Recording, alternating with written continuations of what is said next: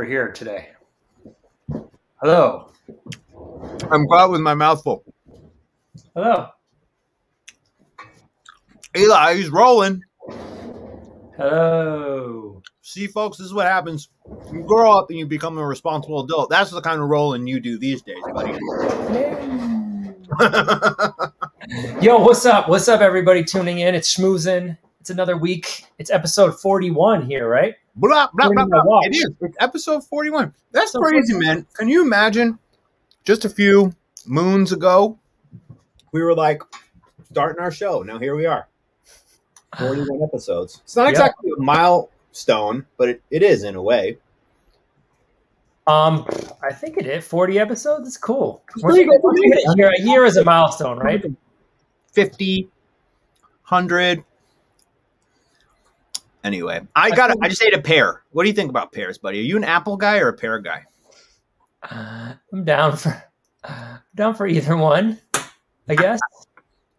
They're all good. They're all good. I mean, I eat more apples, I think, in my life, but I do like pears too. Dude, it's a plot. Sweeter. I'm lucky up here. I mean, you know, in the summertime up here and into the fall, we get so much great, fresh, local fruit. But this time of year, ain't got much. Shoot. I guess there's no winter fruit. Berries? Berries? No, not in this climate. Not this cold. Not this cold. No. Nope. What about ice cream? Even the ice cream place closes here in the wintertime. That's how cold it is. That is fucking hilarious. That's cold, man. It's ice cold. But you know they opened the really good ice cream place. But you know they opened. Whoa, the really good ice cream place. They open once a month, so you can go stock up on pints. I love that. Then there's the other ice cream place that's the soft serve. That's all local dairy soft serve. That's the jam. Are we streaming this right? What do you mean? Because there's some people. I was like, where's everybody at? No, it takes a while before it pops up in the. I'm like, are we doing this right? So we've only done this 40 times. Well, we've only been producing ourselves. This is our fourth show producing ourselves, so it's true. But I still see zero. There's still nobody watching, and I saw there's 10 people watching. Hello, people. If you're watching, say hello. Let us know you're out there. Yeah. There we go. 21. See, it jumps up. Sometimes Twitch is weird like that. Okay, what's up, everybody? We're officially rolling now. I like that. We got Lev in the house. We got the Lost Resort TV fam. Bam. Watching ourselves. Oh, we got Will Monitor. What up, Will? Yo, Will. What up? All right, now we got people. I guess it's time to do a quick little drop. That today we have Miss Barbara Tucker, the queen of house music. I'm so excited. Enough said about that one. Yep. And now we can run the intro? Run that. This is something special for you. Schmoozing. So that's it! Lunacy. Bamboozle. Schmoozing. Talk amongst yourselves.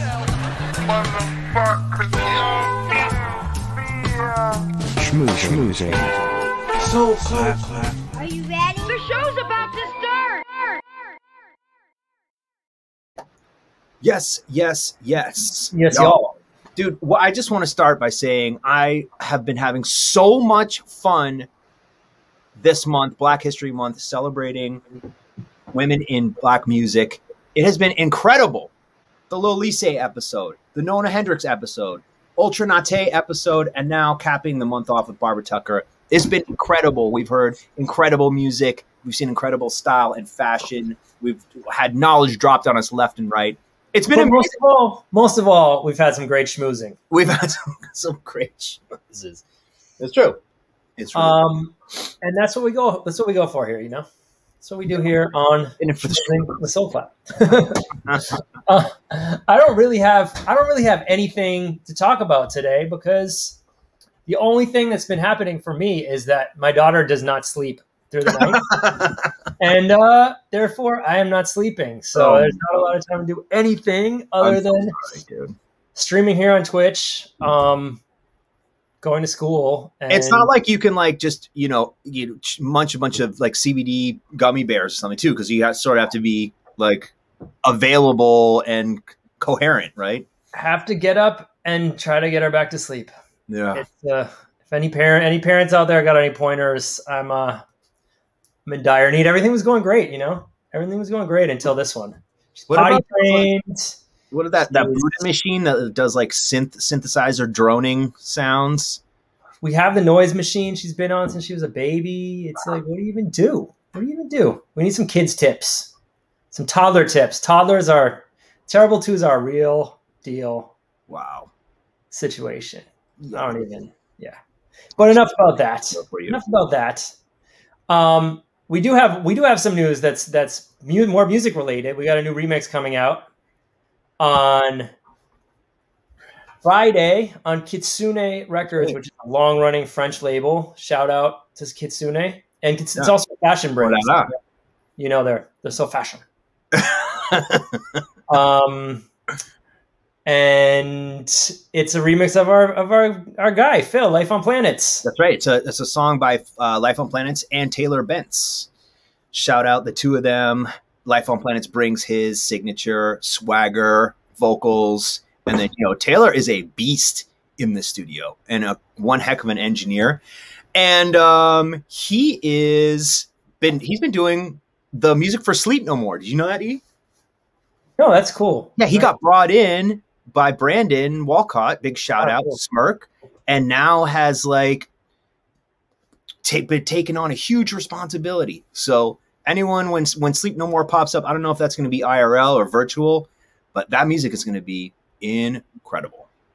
That's cool. I'm sure they're kind of like plotting a whole new vibe coming out of pandemic. If you don't know, Sleep No More is this amazing experiential theater in New York.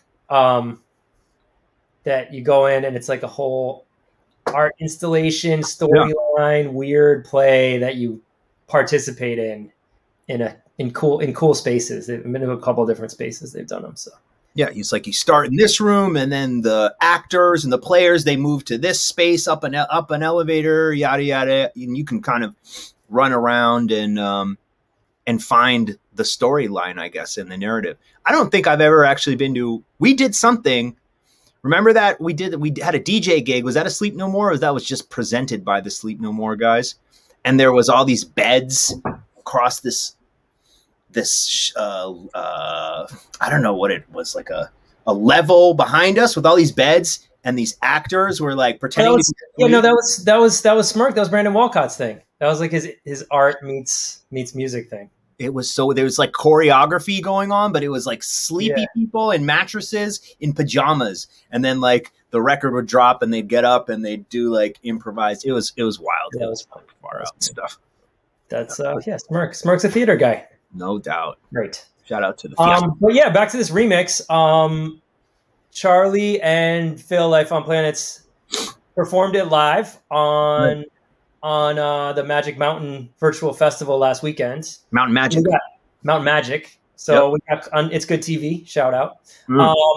So we got that ready to show you so you can get excited for this remix. We'll check out a little music before we bring in Miss Barbara Tucker. Check this out. We did this over here where I'm live streaming in this very room. And this is such a cool festival. It takes place in the Canadian Rockies. And it's like a tour of all the mountains over there. So, I mean, I really hope to do this in real life. That's why we're wearing these ridiculous goggles. And I got to shout out Natasha Thompson for visuals. Oh, we're just catching the tail end of Time Spent. That's another awesome record that we did together on the last Soul Clap album. Did somebody get the player to go away? Like the play pause? How do we make that thing go away? What if I do this?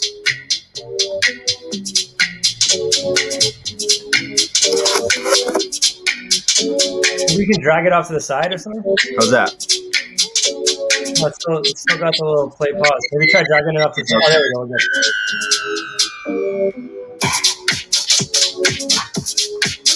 You hitting the moguls right there? Hitting those moguls. Yeah, we're hitting the moguls. This is Barbara will come on and school us about how to do some real choreography. We were just like acting.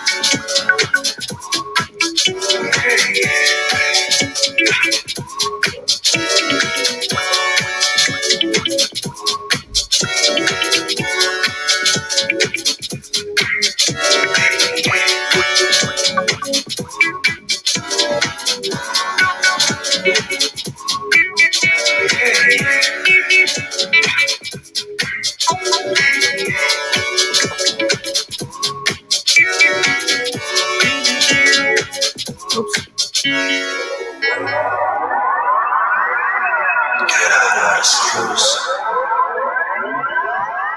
But the sunshine looking way too blue. Trying to get back to the room. But you think it just might be too soon. But we can dance for another couple moments. This is a hill of a dick. Smoking that shit, take a hit. She got a grip on my stick. I'm the first strap on the pit. Got that book spin me, roll you down. Sliding these fingers into your gown. We in the woods while you playing around. Touching that booty is for the time. Yeah. She don't want my love, just her bag of tricks. She just wanna play with a glow stick. She don't want my love, she just lost a bit. She just wanna play with a glow stick. She don't want my love, just her bag of tricks. She just wanna play with a glow stick. She don't want my love, she just lost a bit.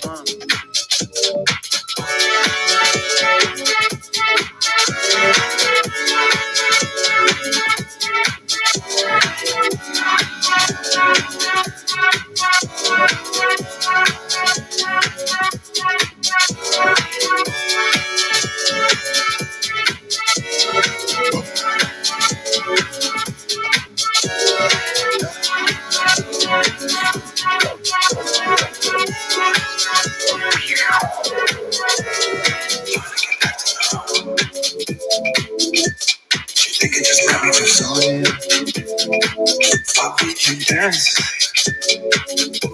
for another couple months.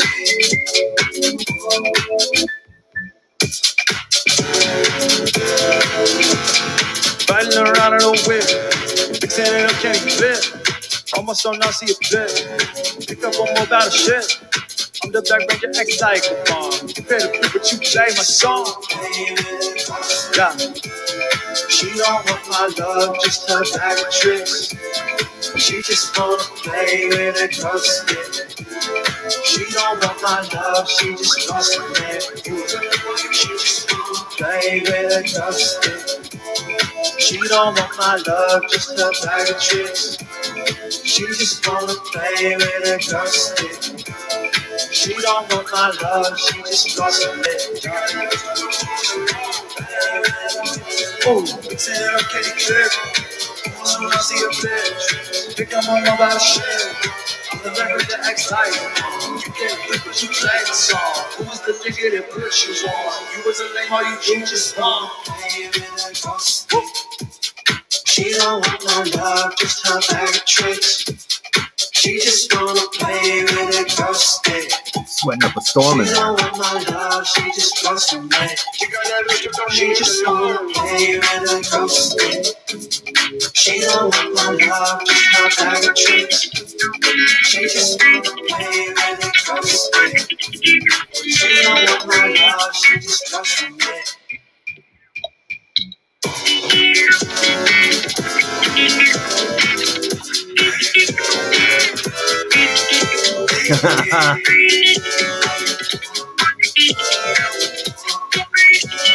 Oh, yo, Hey. that was a lot of fun, man. I bring back. I think I pressed the wrong button. I pressed the wrong button. That's cool. Yeah, So what happens when you produce your own show? That's yeah, and that's how it ended. Yeah, that's out on Friday on Kitsune. Kitsune Records. You know what's funny is Seth, our label manager for Soul Clap Records, Hello. actually was working at Kitsune Maison in Soho. So we got that double Kitsune Connect. Life on Planets puts out a bunch of music on Kitsune. So that's his other home other than Soul Clap. And Studio 54 Records. Oh, he dropped something on Studio 54 Records. So watch out, Life on Planets. I did remember that I do have some news, which is, we all know. I mean, if you pay attention at all, what was happening in Texas last week, and some people are still without power. So there's a lot of efforts for emergency humanitarian aid for Texas. So I'm going to drop some links in the chat.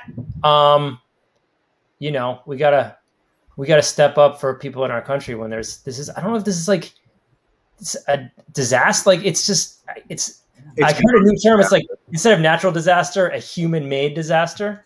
This is really what this was. I mean, this is not only the extreme weather from climate change, potentially from climate change, exacerbated by climate change, but also the fact that the energy grid was just not prepared for the cold weather. Yep.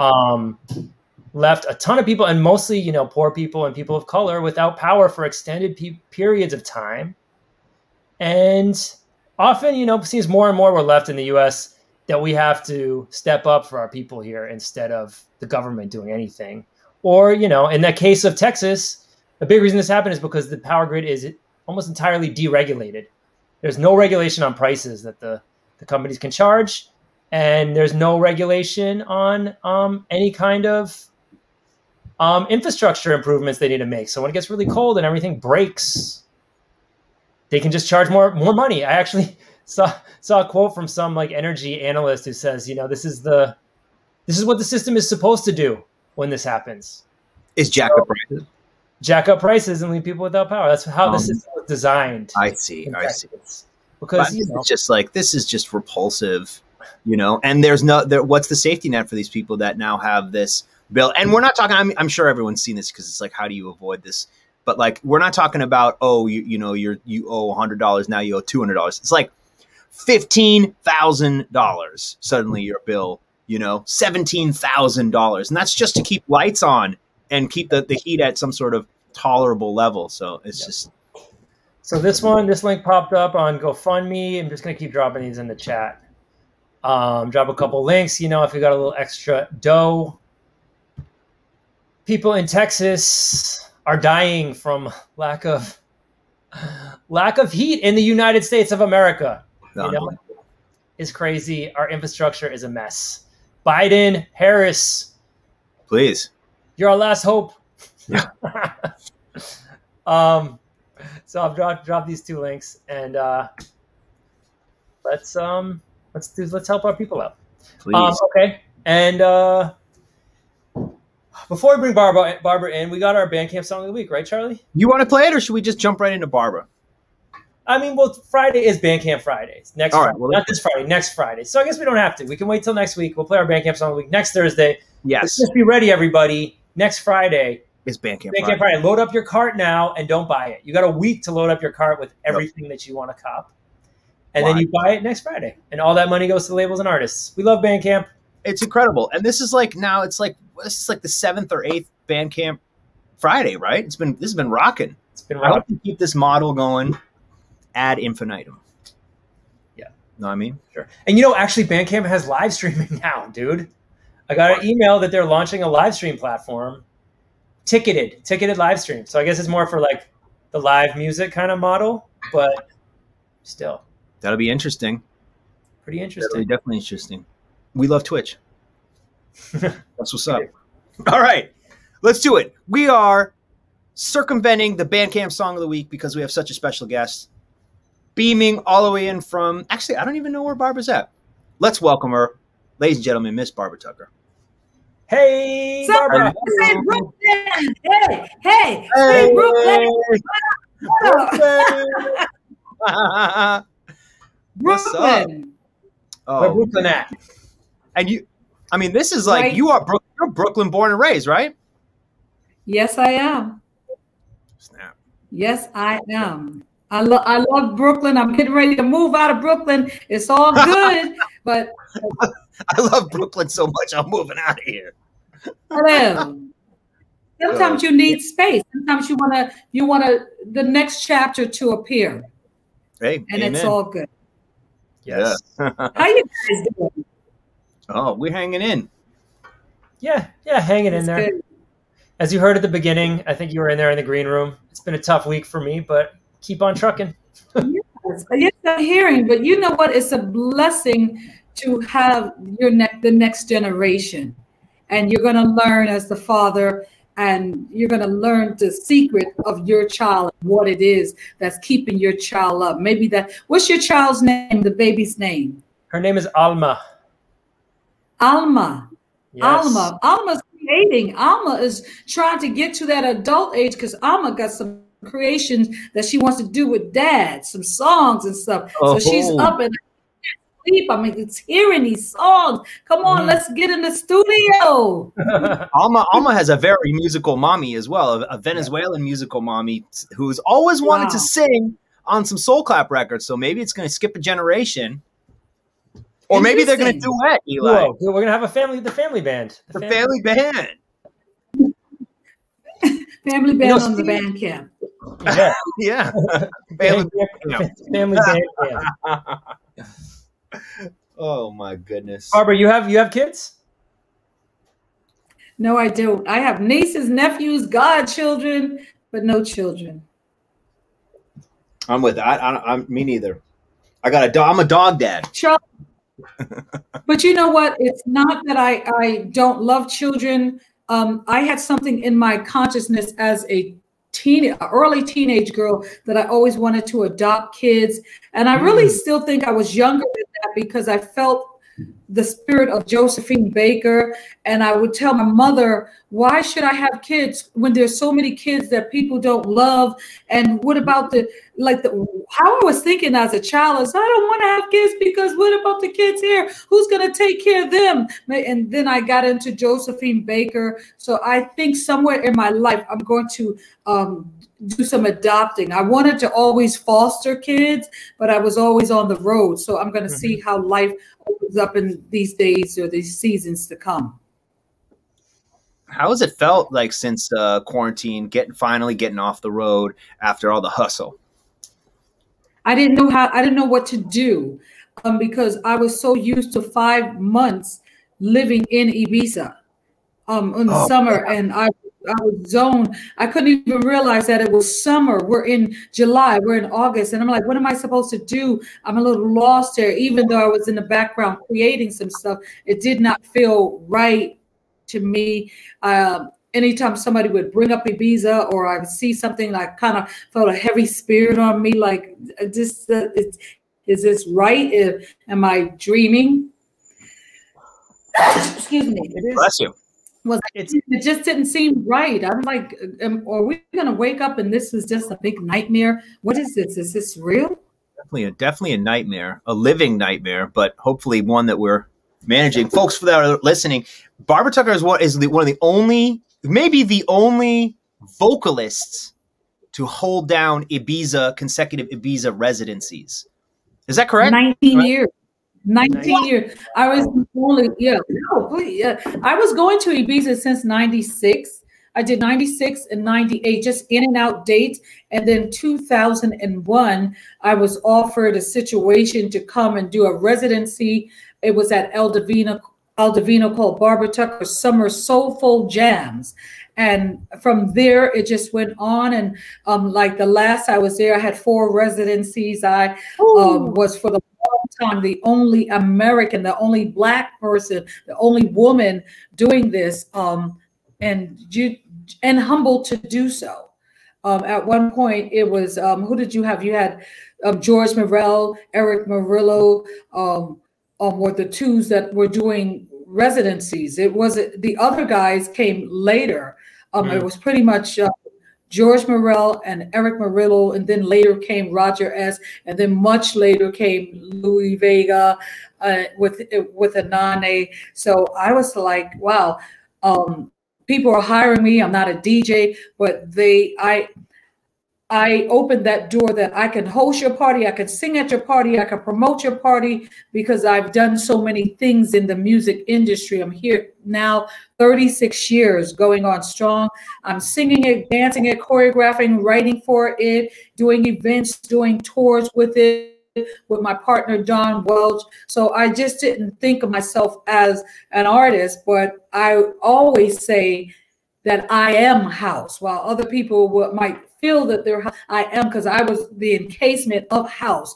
And Wednesday nights and doing a party and doing videos and choreographing, running back to the party, promoting the party, for that is the music that embraced me, that spiritually really touched me. And it was a movement going to the tunnel, Wednesday night house music at the tunnel, and everyone there with a look. See, a lot of people don't know house had a look. The brothers were wearing big platform shoes with the ties or the bow ties with the suit jackets, because at the tunnel you couldn't get in with sneakers. So it was a whole look behind it, and girls were very colorful, very club kids before the club kids came around, and it was just happening. I wish, I mean, to have been in New York in the late 80s, early 90s for house music, to catch the end of the Paradise Garage a little before that.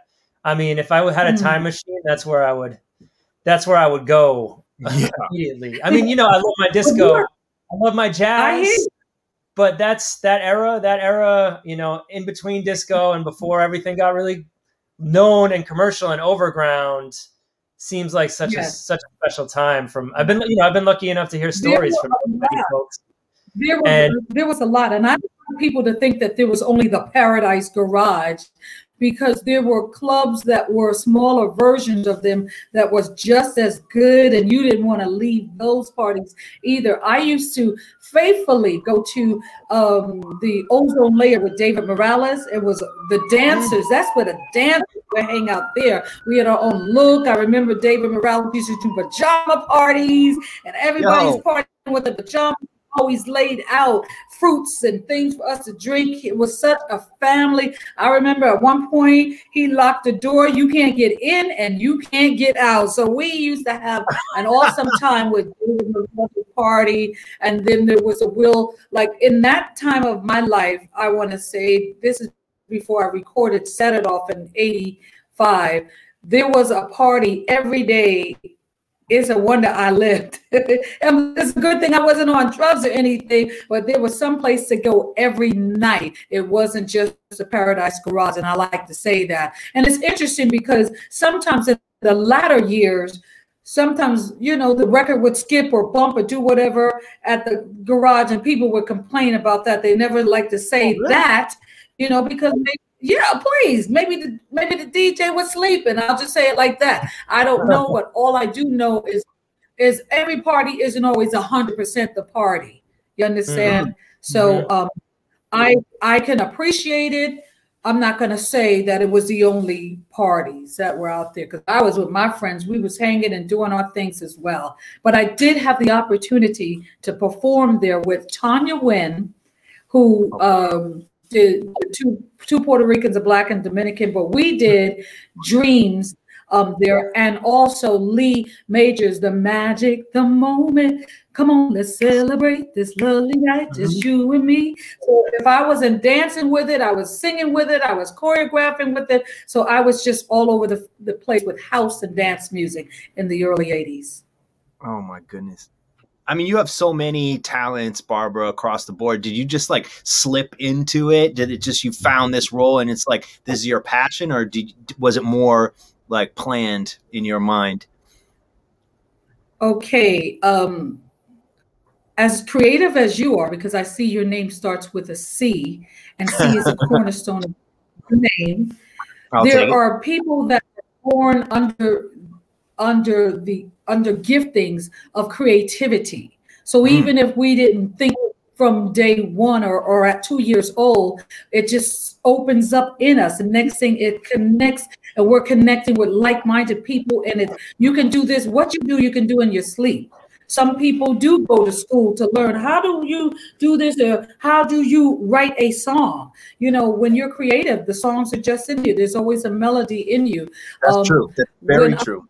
Because we're creative. You're meant to be on the platform. You're meant to write creatively, things coming forth from you. But a lot of people don't know how spiritual you are at the same time, because you're connected with the creator.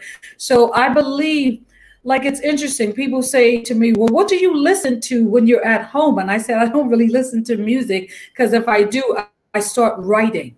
I'm always hearing lyrics in my head. So I'm more watching something that has no meaning to it, so I can have a blank canvas here in my head. But I'm always inspired by life. I wanted to be a stewardess, and I wanted to be a gym teacher growing up. I never said at 5 years old, where's my brush and a mic, and I'm going to sing and I'm going to dance. These are things that just were really there. And when I joined a dance company, everything came naturally, the movement. I wasn't having a hard time. My father also is a singer. He sings with a group called the Persuasions. They were on The View. And because Whoopi Goldberg said what's his name?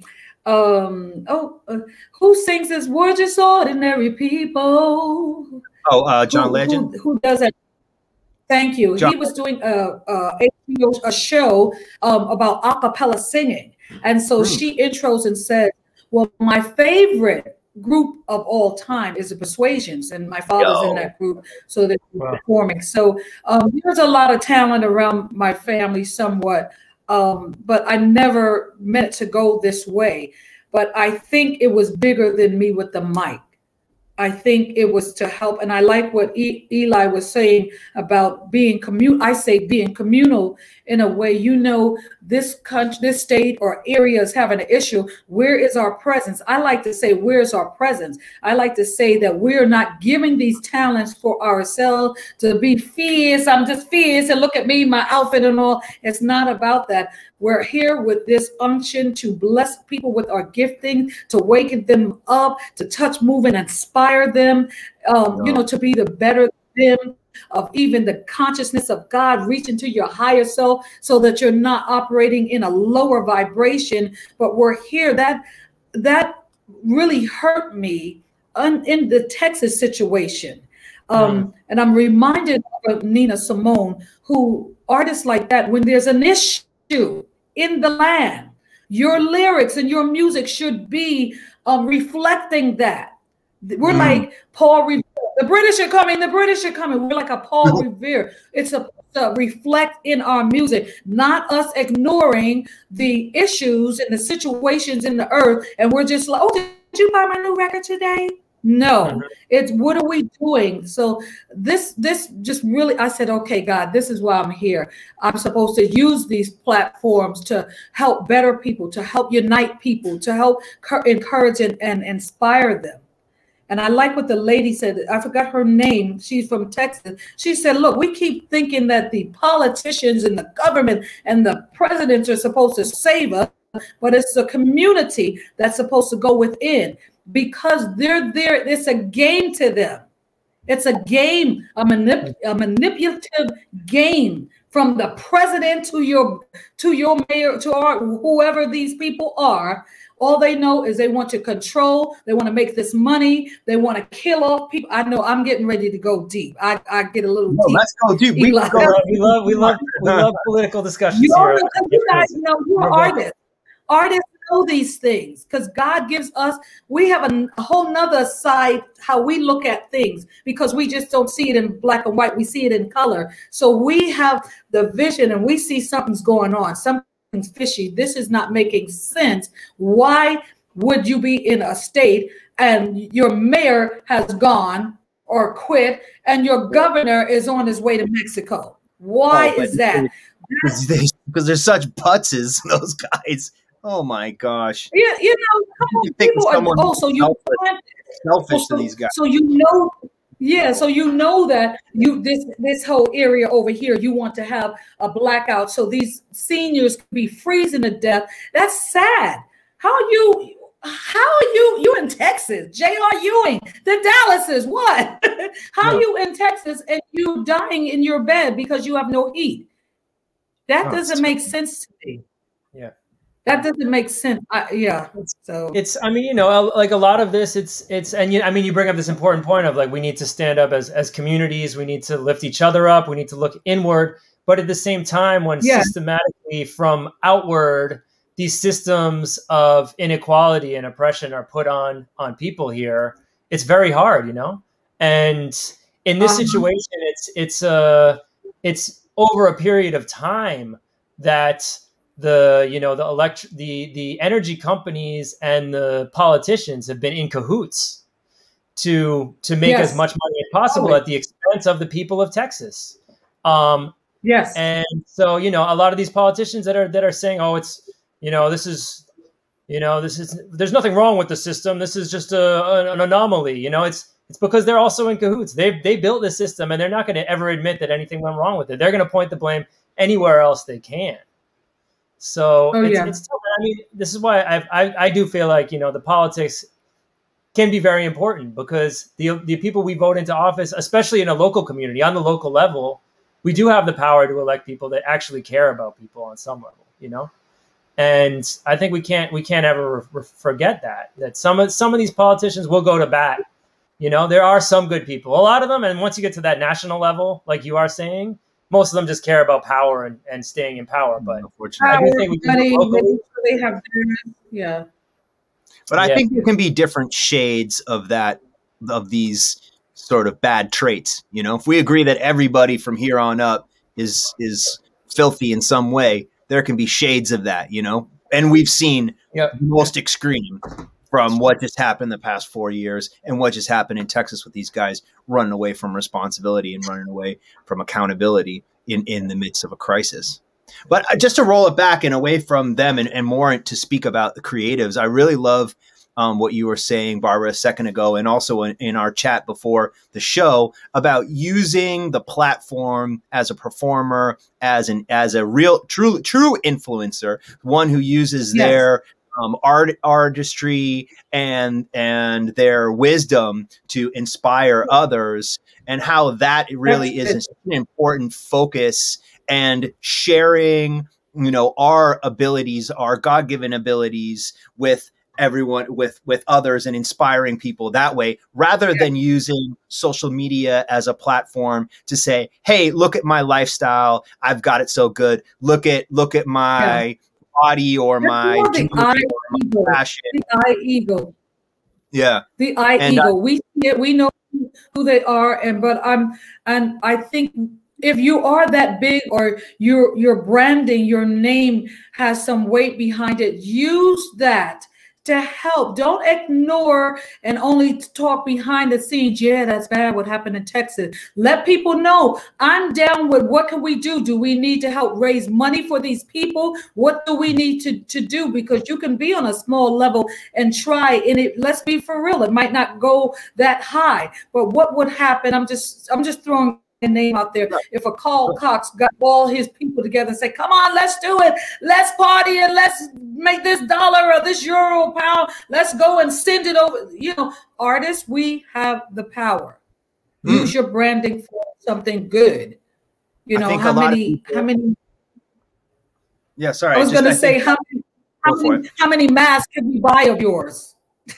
How many masks can we buy of yours now with your branding on? Why don't you say, I'm making a special, you know, artists for life, and make these masks and raise money and send it to one of these countries or whomever states to help somebody. And of course, let someone oversee that crap, you know, because we got thieves always around.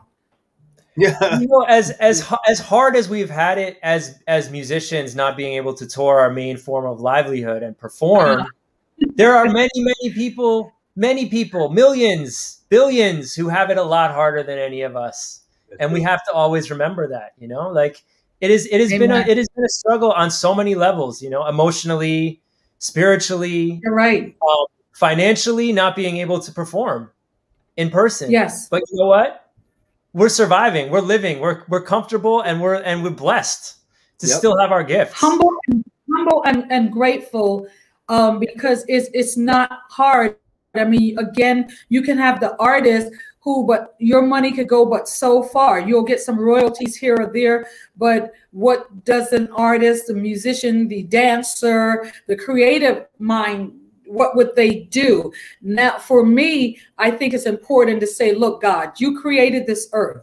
I'm grateful for everything you give me. If I don't have an opportunity to do this anymore, I'm not going to stop believing. What I'm saying is still prioritizing your beingness in here and who gave you this life. People are saying doors are going to open back up. This is going to open. I don't know, because the next step, let's say it does open up.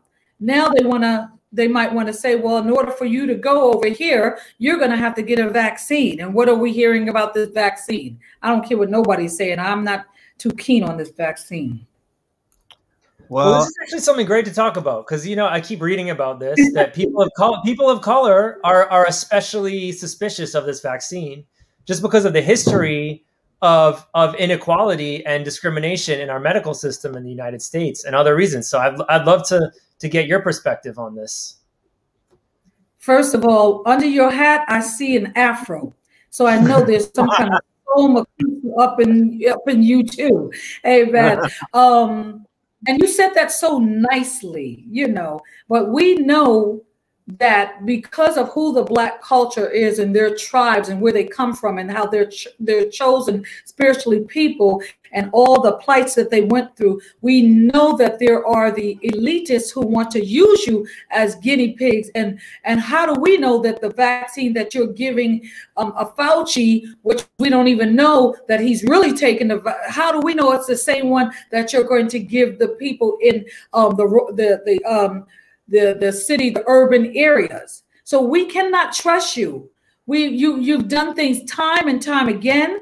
Your Bill Gates people going over to over here and shooting up with needles a cult of kids and stuff. And next thing, their bodies are crippled and all. What are we supposed to think? And again, everybody has their own choice to make. Everybody has their own choice. But I know, first of all, you just came out with the vaccine. So I'm believing that you had no testing really, and I'm going to take it and nothing's going to happen. It might not happen today. Who's to say a month or a year from later, you start developing things? I don't know what you're putting up in a person's system. I don't know. I have to pray and let God bring forth discernment as well as history. I don't really want to say, oh, you're white, you don't like us and you never did and I don't trust you. I'm a Pisces. I forgive and forget. I'm like, come on, can we just all get along? But stop, you keep slapping us. You trick me. You trick me once, you trick me twice. What's going to happen? And then the seniors, like, I was praying for my aunt. She took the vaccine and I went to see her and she was just scratching. I said, Aunt Rosa, what's the matter? You okay? She said, I don't know, maybe it's a side effect. I just keep scratching. So I'm like, okay, oh, Lord Jesus. So I just keep her and people who have done it that I know, I keep them in my prayers that they will not have side effects. But there are people that have had side effects that they're showing, they have seen, and sometimes it's a hush hush. It ain't 100% that people are coming out right with this thing. Some are being affected now. And again, I don't know what's going to happen or how long something might take. They say you get the second one so that the first one sits up in the groove in there to do what it got to do. So I don't know. I will say on the flip side, I do see the argument that I don't think vaccination should be required. I think there's a whole, going back to this, the whole industry instrument that's making so much money off vaccinating around the world and making it a compulsory thing everywhere. And I think that's, in general, people should have choice. I will say on the positive side, I did just read today that deaths among nursing home residents are down from, close to I'm trying to look at the figure now. It's a little confusing looking at this graph. So are down almost 80% from people from total people who got sick with the virus from when they started vaccinating at the end of last year. So we're down to only 20% of deaths from the virus are among nursing home residents. So, I mean, it is a blessing. lowering the death rate. And I do agree. There may be side effects. We don't know. But at least right now, there's less people dying. I don't know. Is this less because the summer and the seasons are changing? Is it less because normally in a winter season, people get pneumonia and flus and have died of pneumonias and flus? I don't know. I don't want to give the credit to that when these are natural progression of something that normally is. And we wouldn't have a pandemic if you didn't plan a pandemic. You understand? So I'm like, wait a minute. Come on, y'all. I have never taken a flu shot. I don't have the flu. I don't do, you eat well. People eat well. Drink a lot of essential water. I mean, alkaline water. Take away those sugary things and those dairy things that are causing inflammation in your bodies and choke and jacking up your lungs and you're coughing and all this mucus coming out and stuff. Be well. I mean, that's a whole nother level of wisdom separate from the debate. Was it planned? Was it not? Should you or should you not? We can all agree on this fact that these things that cause inflammation in the body, taking care of your body, cutting out the crap, cutting out the junk food, the fast food, all this stuff that manifests negatively will give you a heightened immune system, will prolong your life, will give you a better quality of life.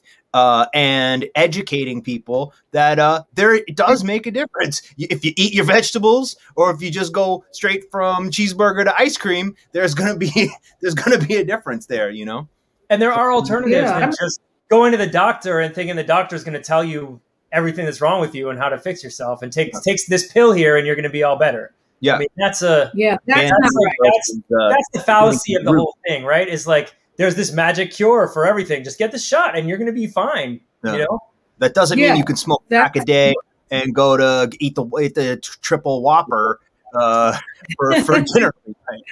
But my personal beliefs, I don't believe it was a planned thing. I think there has been plenty of planning in general. I think that the nature of the size of the Earth's population, that this thing has been in the flanks, just waiting for, outbreak. I mean, it's been waiting to happen on a global level for some time. And I think that I personally will choose, even though I have had COVID and I do have antibodies, I think that this could be 1 month, could be 3 months, 6 months protection. I don't want to have it again. And I'm going to choose to take a vaccine because I think it's going to protect me and allow me to live some sort of normal semblance of life. And if enough people get there, and we can sort of resume something, but mindfully. I have somebody who took the vaccine and they got COVID again. And I'm like, what is wrong with you? What am I supposed to do with you? Well, you can get it again. You can get it again. It's not like you could get it and you can carry it and you can transmit it, but hopefully you don't get hospitalized and hopefully it won't kill you. I think that's what the level of protection. Well, that's, again, taking care of one's health. Taking care of one's health. And maybe you don't have to do these things. If you don't have to go into a populated area, if you don't have to go, kissing everybody at the rave, like this is not the time for that. There was a time for that, and it was backstage at Barbara Tucker's residency at El Divino in 1996. That was the time for it. that was 2001. Sorry, El Divino. Sorry. It's all good. It's life. We have the choice. And I like what Eli says, as long as people have choices, let them figure out for themselves what works for them. A lot of people that I know are under holistic, plant-based type medicines. And so their immune system is a little better. They're not sick and they're doing what they're doing. So they're fighting against a system. Again, I'm thinking if the system was not so so screwed up, then you could trust the system a little bit more. But I don't want to walk blindly as sheep. I don't. I have this thing about me being a sheep. Somebody's going to see that there's the edge of the cliff at the end, and somebody's going to get out the herd before it goes over. I don't want to be a sheep just because, like, they can alter everything. Next thing, our outage is out. Next thing, we don't have food in the right food in the system. Next thing, Bill is buying up all the farmland. Oh, that's right, he already did. Buying up all the farmland to alter seeds and stuff. So one thing might seem simple and easy, and oh, we're on our way to healing and we're going to be back. And next thing, he's trying to buy up the world. These people have a plan. And, you know, some people are going to follow the plan. Some people might go down fighting the plan, or people got to make their choices. But I trust God. I trust God for the decisions of my house and what I'm going to do. Amen to Eli, that. you can smile. It's okay. I mean, I know. I just, you know, I think I mean, talking about like food shortages and famine and things like that. You know, I've been taking advantage of this time to get my master's degree in climate science and policy. So thinking about the very real possibilities of food shortages, you know, in our not so distant future is very scary and it's possible. serious. It is. And like I go to a church, Zoe Ministries, and my church, we're into things like, look, they're getting ready to do something here. And we know scripturally, if any of you have gone to church, things tend to repeat themselves, whether it be famine and whatever. You got to start now growing your own vegetables, growing and trusting your own food. You don't know what's in that burger. You don't know what they're really doing to multiply, to make mass of whatever.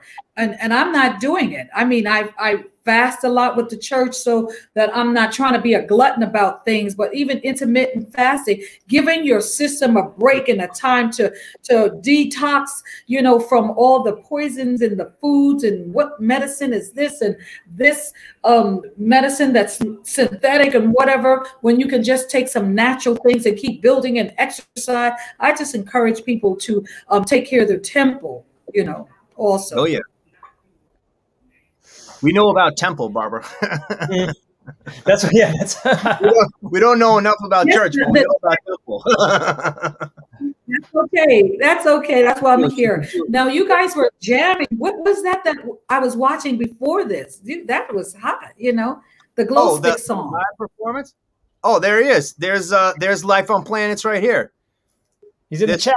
The artist Life on Planets in the chat room. Shout out, Phil. Barbara's feeling your vibes. That was me and Phil doing a live rendition of a remix, Soul Clap remix of his compositions, Glow Stick.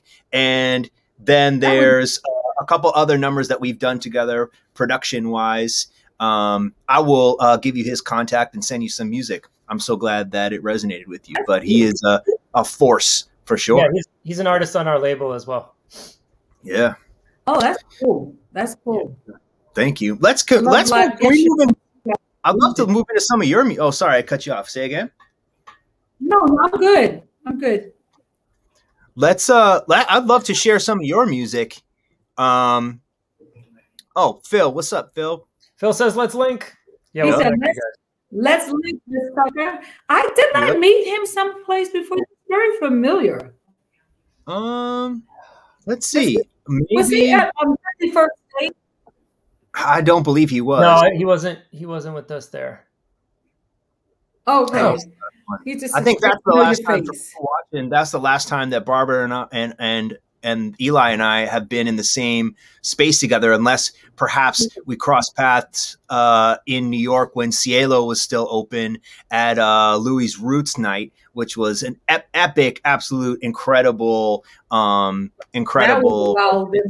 Remember, after Roots, he went, because the Roots is Kevin Hedge and Louis Vega. So after he finished that, he went to another one, Expansion. That's the name of it. Yeah, that was it. The next one. Yeah, he's actually going to see those out in Brooklyn as well. The Expansions. I went to one on a long weekend, like President's Day or something. I feels like yesterday, know but that. it was Mike- like almost 2 years ago, probably. Mike and what's his name? When they do parties, I see his name, Benny. They did a party and they hired him to party. Yeah, it wasn't a Roots party. It was I believe Michael Weiss and Benny. They do Benny parties, Soto, so they were promotions about that and brought him in to do that. I like that space. That was nice. Yeah, that was a cool space. Well, but back to 51st State. So this is incredible festival. If anyone that ever makes it out to the UK, I assume they're going to resume with their events. They've been doing them for a little while. You know, the flyers are already going for the 51st State. And I'm like, oh, really? They're already promoting it? 2021. Yes. You see it? You see the flyer there, Eli? I'm looking at it. Yeah, I mean, my name is on it. I'm like, oh, okay. I'm like, wow. And what, Barbara? You're already on the flyer? I'm on the flyer with some other DJs and stuff.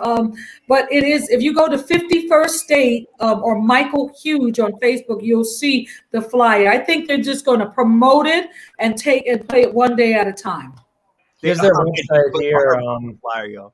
Well, I mean, it does look like the UK is really, like Boris Johnson, the Prime Minister of the UK, has said that he's open to opening venues with rapid testing. So that's happening sooner rather than later. So who knows? Maybe they will be ready for festivals by August.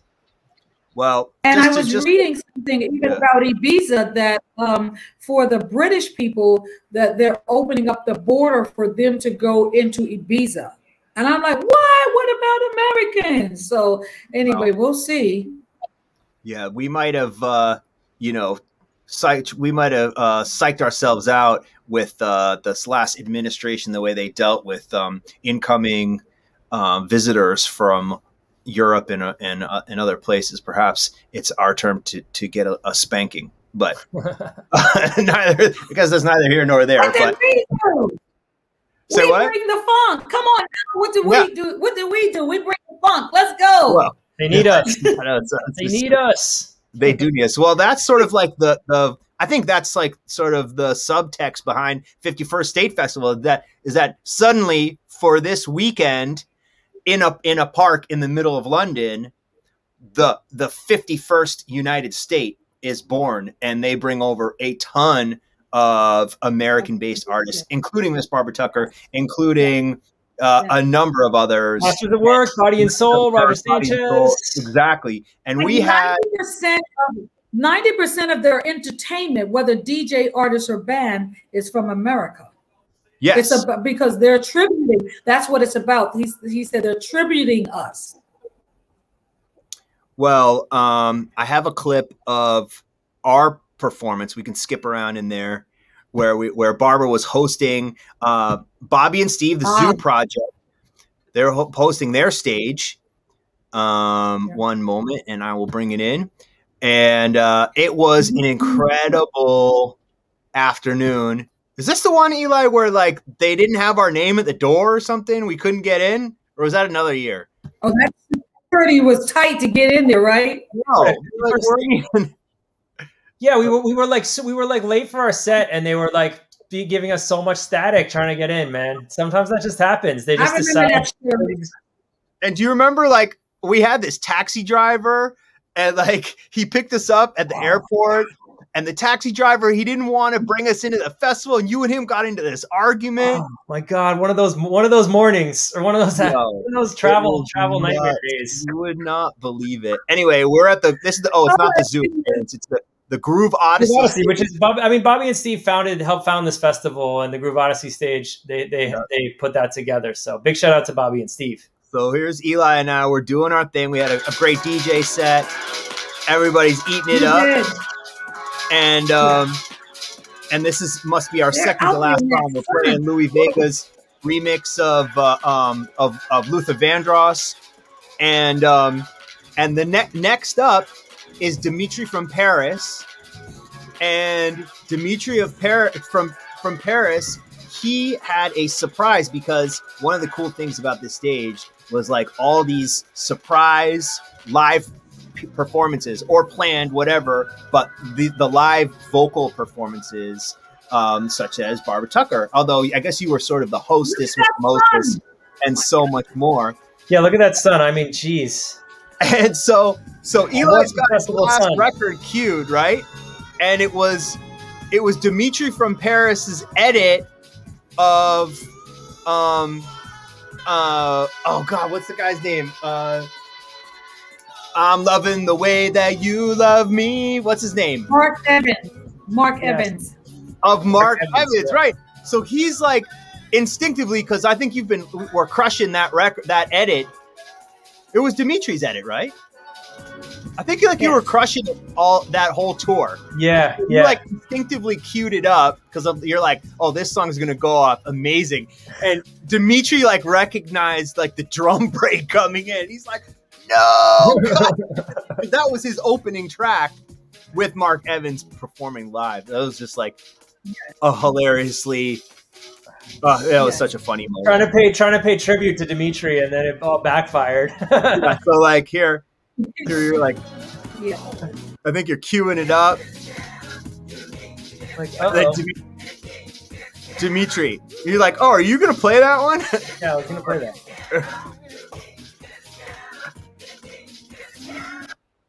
Well, Yeah, he was getting ready to sing.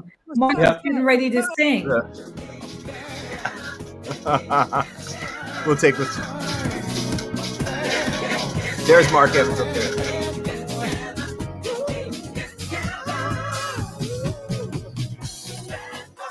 One, two.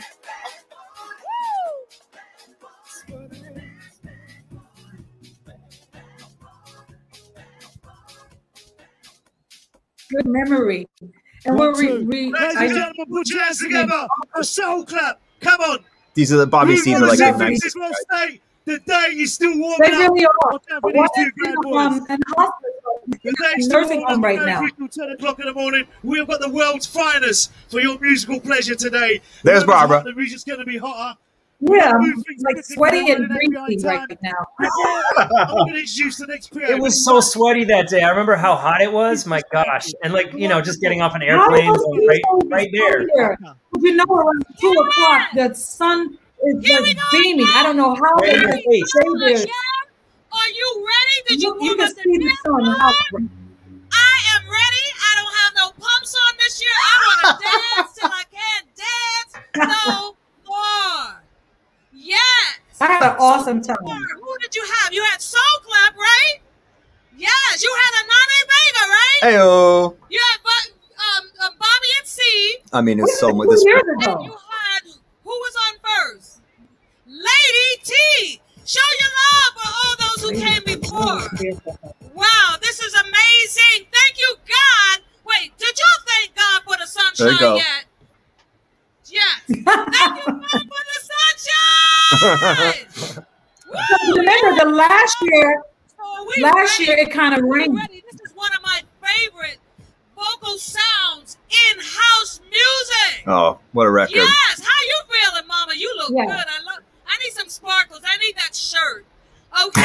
Put your hands together, representing all the way from Baltimore, Maryland, Mark Evans. Yeah. Yes. Hey.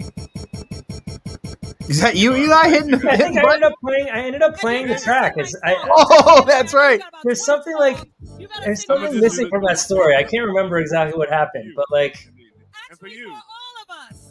Exactly, For exactly. all of us. Hey! Oh, this is cool. Should we listen to him sing? I mean, Yes. it's so Happy good. 51st Such a like my great first time one. here. That was It's such a beautiful. cool You guys one. are all look fantastic. And backstage is everybody. It's Barbara. It's Louie. It's Anane. It's Todd Terry. Todd Terry was there. Was there Terry? I remember hanging with Terry. Terry Hunter was back there. One of the guys from Rays. I met one of the Rays guys back there.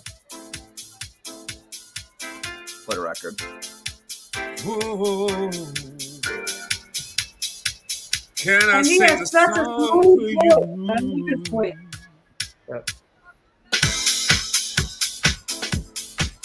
I'm so glad to be here with all of you. All of you.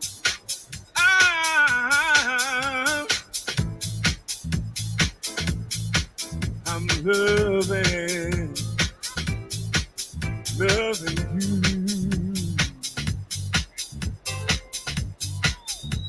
You got to dance, you got to dance to that, right? Come on. Oh, loving the way you love me.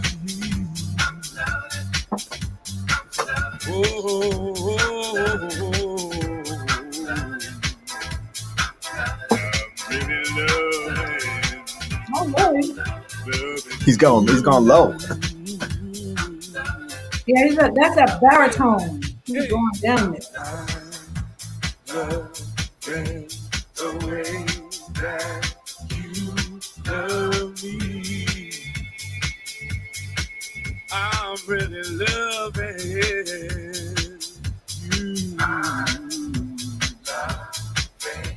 The way that you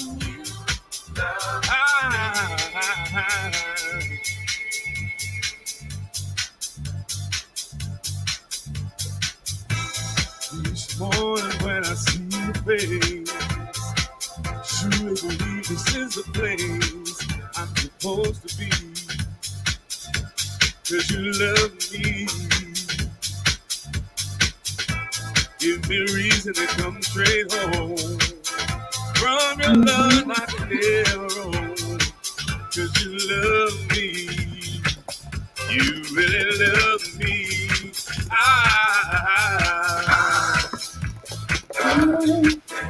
I'm loving the way you love me. I can hear you singing along. I love to make it too. Shout out to Life on Planet again. That's right, Mark Evans, and he's from Baltimore, so chances are that's correct. You did see him there. Try this love in a time or two. If you're watching and you dig this, you maybe go check it out. I just want to move on because there's so much Barbara stuff to play. Yes. We didn't even get into it, but I mean, this was nostalgic for me because it was the last time that we've been in the same room together. So this was a lot of fun. Space. Same space. The same space. God. But just Under you the know, same sky. again for U.S.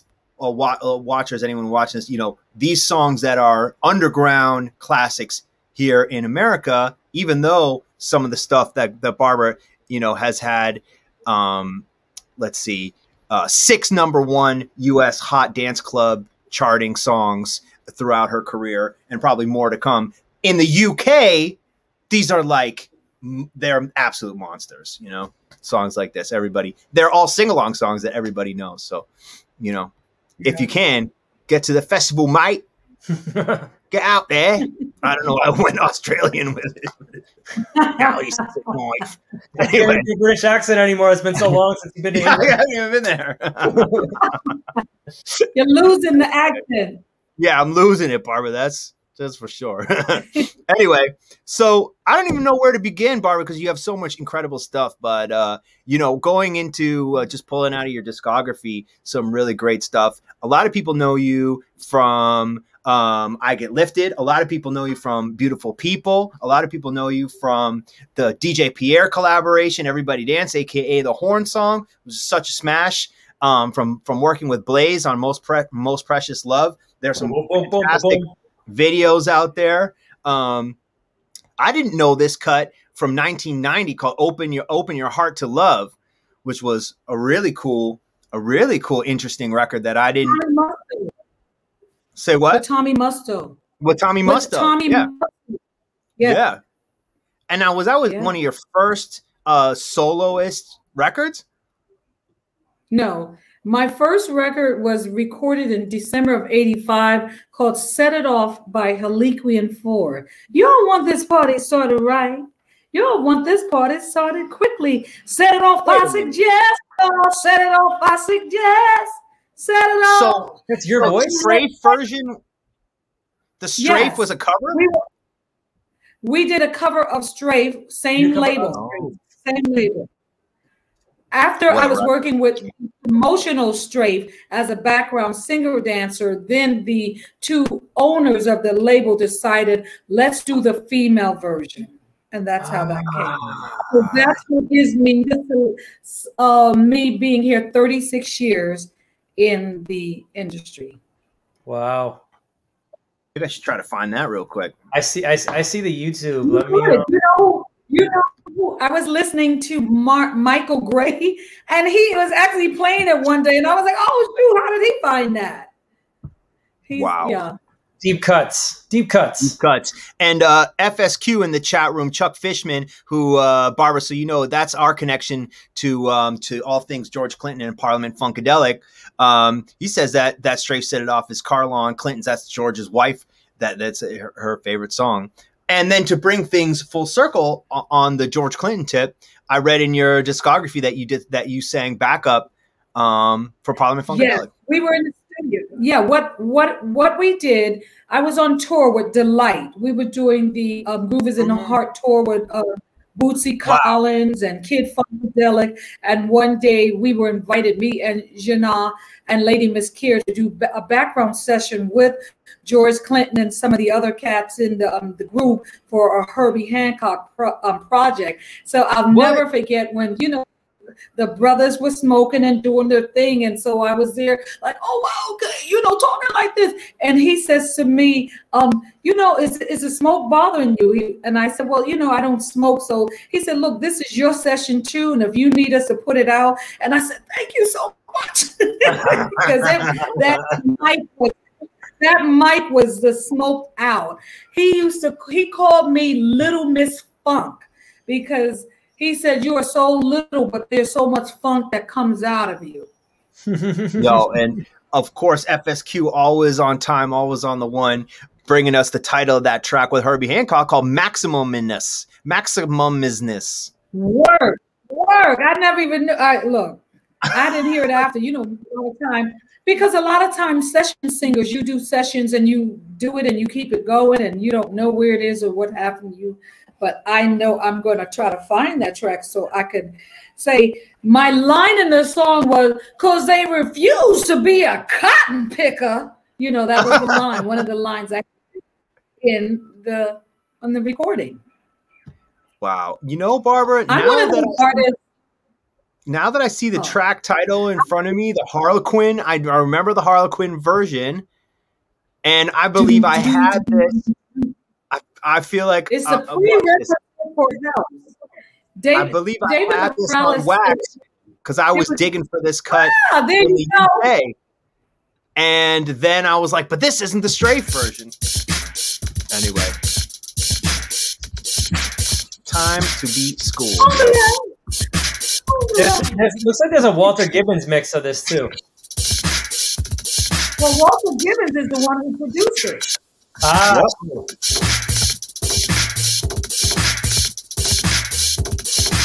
He's the one who produced this for us.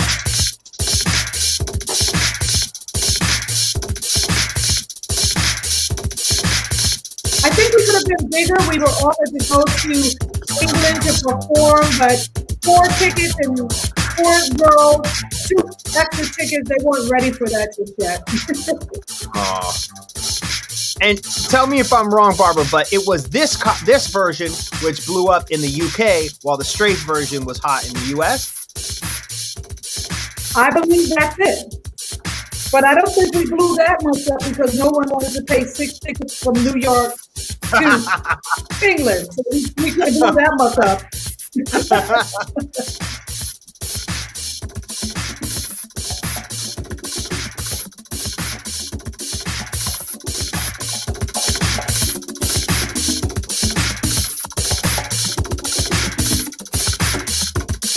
It was a long intro. You know the long intro, right?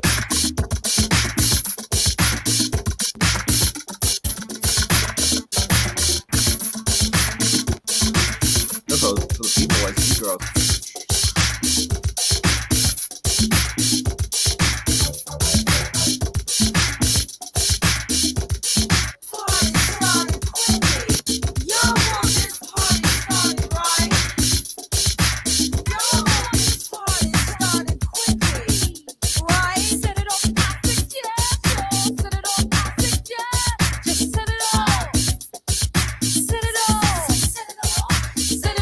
This year is the first year I met Moon Davis. 85? Wow. New Year's Eve, I was playing at the fun house, and he was the DJ playing freestyle music. And that was our beginning of knowing each other.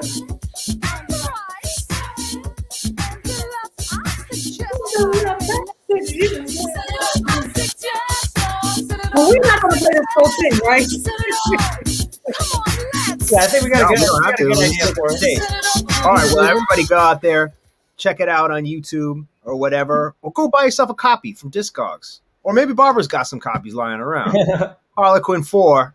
Somebody check it out. Me that. I'm like, what? Maybe hit you up. Said he wants to do a remake. Where are we going next, Eli? Should we go check out one of these music videos?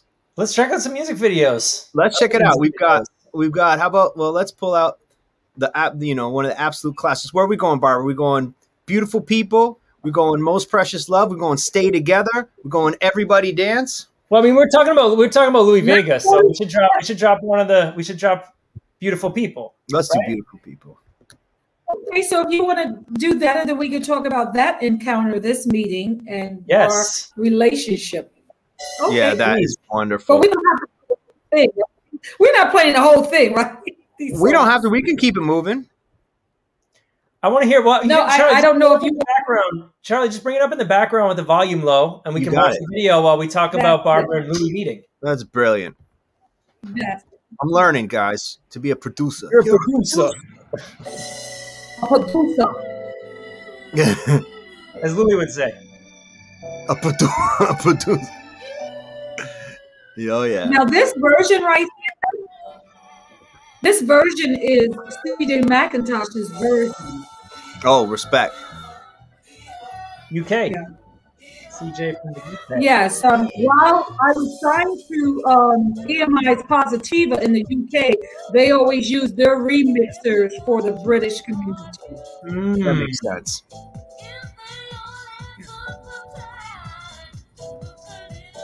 So yeah, Barbara, tell us about how you and Louis met on New Year's 1985. Well, that was a quick meeting of an introduction, but I didn't really get a chance to meet him until 1992, when my partner, Don Wolf from the Underground Network, who was a Billboard reporter, hired him at one of our parties to DJ.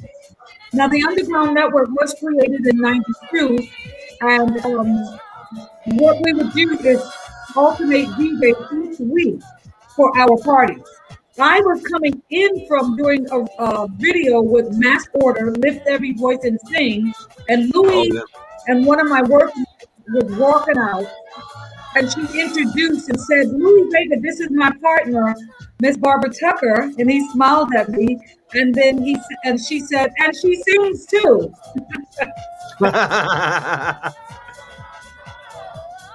And next thing I know, when we decided to keep one DJ for our residency for 1993 and on, Louis said, "You know what? I have a track that my wife, India, and Lynn Springsteen were working on with me, and it's called Beautiful People." Actually, that was the third encounter. Before that, he said he invited me to his studio to freestyle on some tracks, I guess to test me or audition, it might be. And then he came back to me with, "We've been working on a track." And that was the third encounter with him.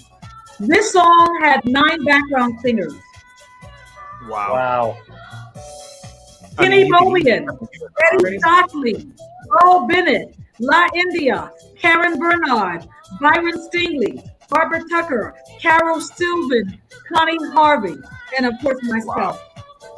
I mean, if that's not house music, those are the voices right there. That's house music. Everybody does a part, jamming, doing it. I'm going to pull the record back because I'm going to turn it up because I want to talk to you. Yeah, I'm going to shut up for a second.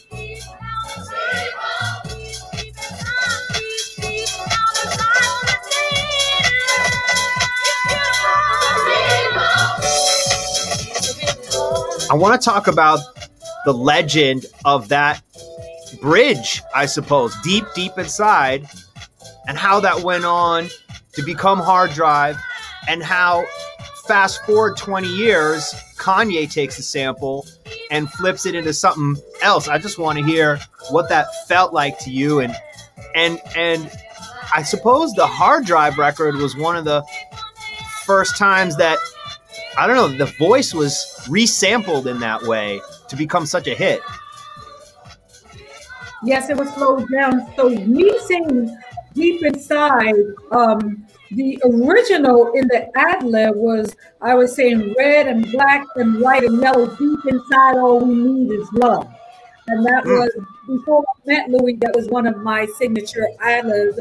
I was like, you know, that was something that I would do. I didn't even recognize it when the dub was played at our party, the Underground Network, and Eric Murillo walked up to me and party. He said, you know, he's playing your record. I said, he's playing your record. What record is that? When we say that's your record, or that's my record, meaning that's my, I like that. That's my record. When I hear it, I vibe. I didn't know he literally meant that was my record. And I was like, wow, because I didn't even know it was coming out. Wow. And we know Louis and Eric used to do a lot of production together through Strictly Rhythm. And when I went to look on Discogs, Eric was the engineer of that Hard Drive of 3 out of 4 of the records on that Hard Drive release. Yeah. And I know it was a really family of Strictly Rhythm. Every producer wanted to be a part of Strictly Rhythm because Mark Finkelstein knew how to treat you right with respect and in business manner. It was really awesome. I got a chance to work with Eric Murillo, even with Jazz It Up. And I remember he and I were writing the verses to Jazz It Up. The next day, he was told, look, this song is blowing up, because he was on EMI also. We're going on a tour.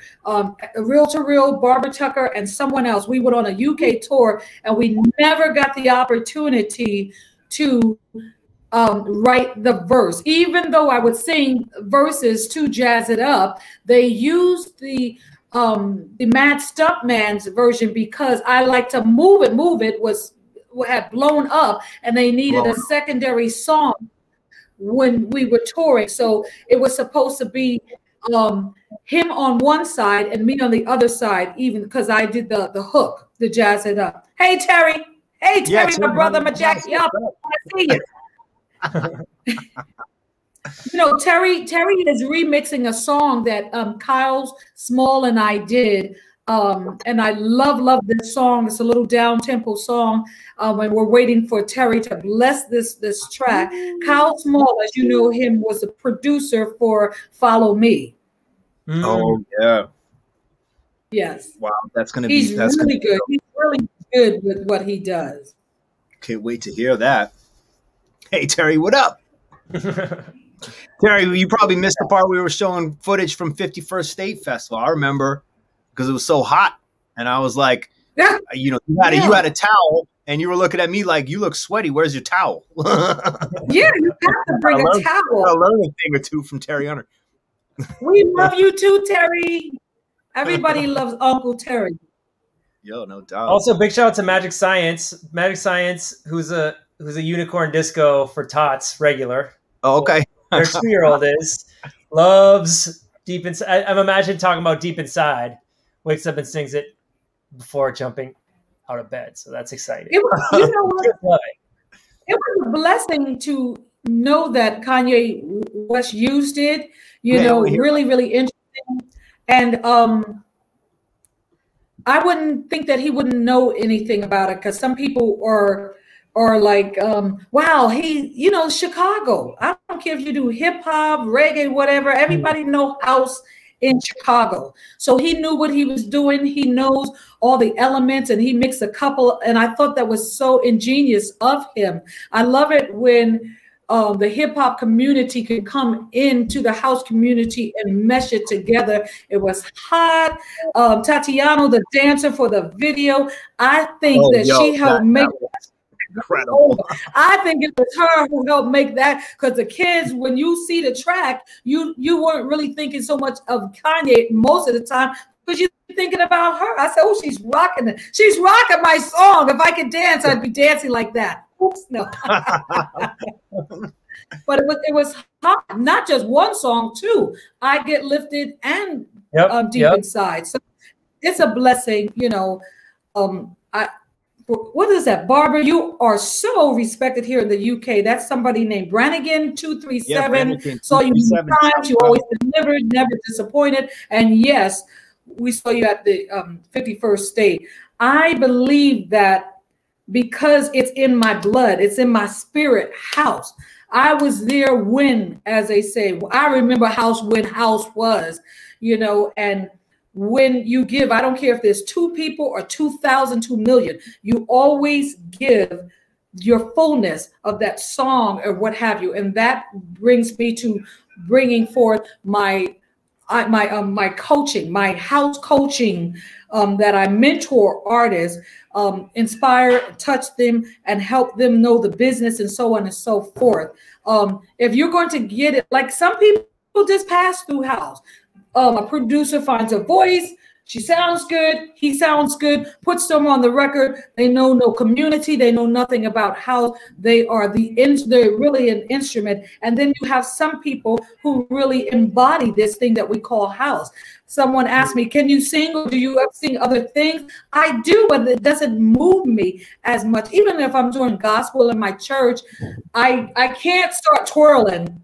I can't all of a sudden say, hold my mic and let Jesus move through me. I'm getting ready to twirl right now. You know, you're in a specific spacing and you can't just do everything. And I can do R&B, I can do ballads, but the music moves so slow for me, and it makes you just dance really slow. But house music just makes you just like, yippee-yi-yay. You know, it gets you up and pumping and just dancing. So house, that's why I was choreographing and work. I choreographed for Joe Vaughn. I choreographed for Michael Waffer, for Sweet Sable back in the day. I did a show for Shannon. So a lot of times, even my dance community said, when they heard that I was singing, they were like, oh, she's singing now?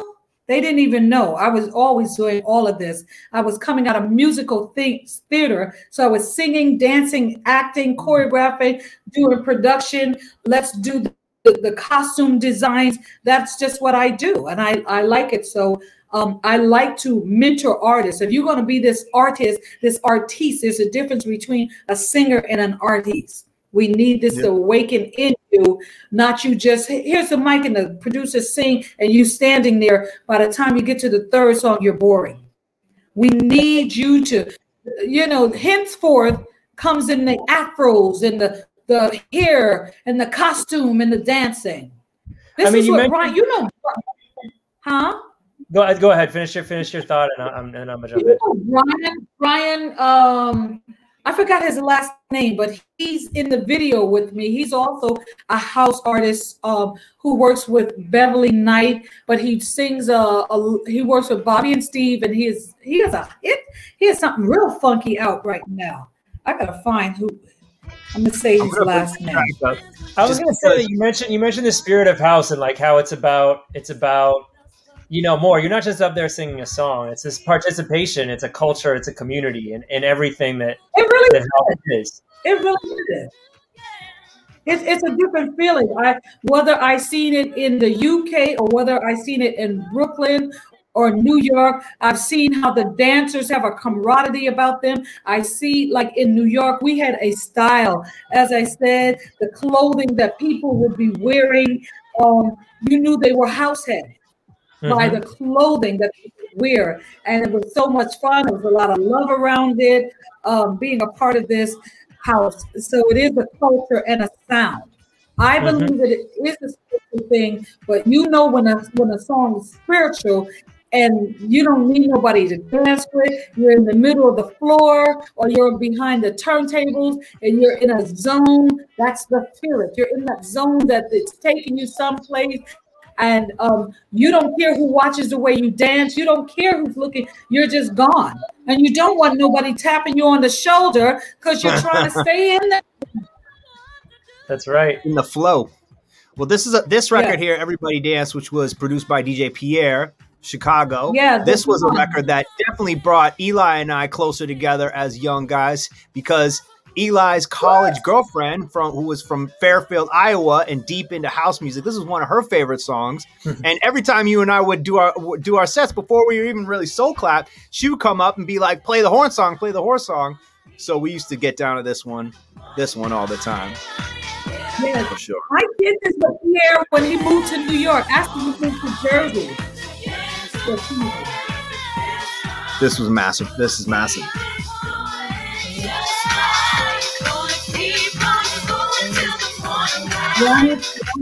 That's Brian Chambers, him right there. He looks like a model, but he's a housewife. Yeah, he does. Brian Chambers.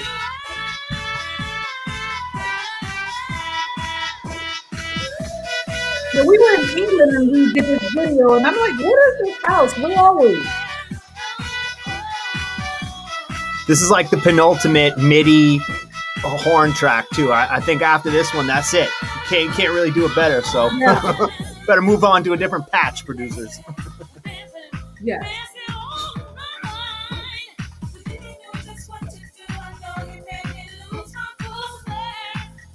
That was his wife at the time in the background. Was that? Sounds like the Candido drums. Might be. Well, you know, I wouldn't know about a Candido drum. Eli must know. Candido. Isn't that the drums from Candido? No, I'm not. We're not trying to call BS lawsuits like 20 years later. We just got to look at the whosampled.com. Yeah, there it is. I like All right. that. Let's move on to something this is like a little bit more contemporary. Your collaboration with Blaze. Woo, what a record. What a hit. And absolutely probably more of a smash during our Soul Clap. Yeah. When we first, I mean, this was what, early 2000s when we were playing in a lot of clubs around Boston. 2005. And this, oops, did I bring it in? Oops, let me pull it back. It's got a nice. That was amazing. That is so funny, man. I know. We need more videos. People need more videos. We really do. When you're going to videos, even producers, they should create videos around their songs still.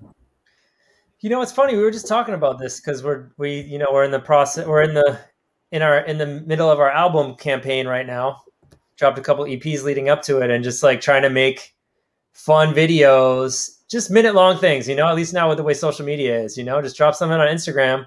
Just being creative and fun with it. Like, with Life on Planets, we got our song called Gardening, with which we just did videos of ourselves in different gardening situations and then put them and then edit it together with the music behind. It was cool. Check out this one, talking about choreography and dancing. Here's the video for Robbie Michael. Yeah, I choreographed it.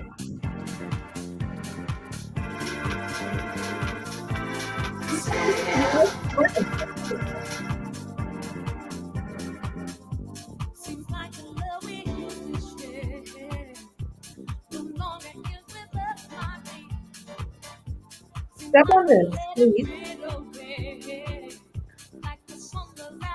Yeah, that's good. You would have too much shadow now. Well, there's David. Kicking some game. Did he produce this record, Barbara? Huh? Did David Morales? Did he produce it? Yeah. No, Stay Together was produced by Louis Vega. Another Louis jam. He made it in the video as the guy hitting on you at the bar, though. As the love interest. He's the love interest. He and I, because we used to go to his parties all the time, and the fourth floor for the records was 2 blocks away. So I said, look, I need you to come and be in the video with me. And he came between his editing, and he ran downstairs, came down. He said, okay, I got to go now. So this is the submarine. This is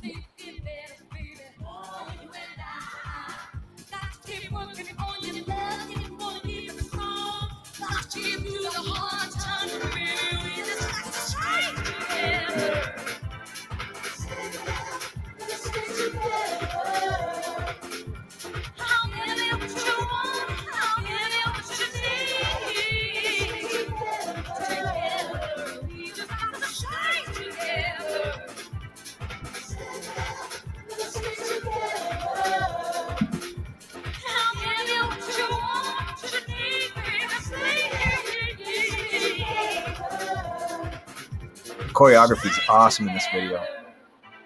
Thank you. Yeah, you nailed it. I was doing a lot of choreographing back then. I had the opportunity to choreograph the first and only so far Club Music Award show. And that was under directions of Tony Toon, Tony Holbert, that's his professional name. And I brought all these dancers in, and we were giving awards to artists. But we need an award show too. That's a whole nother community. That's a lot of work. For sure. A lot of work.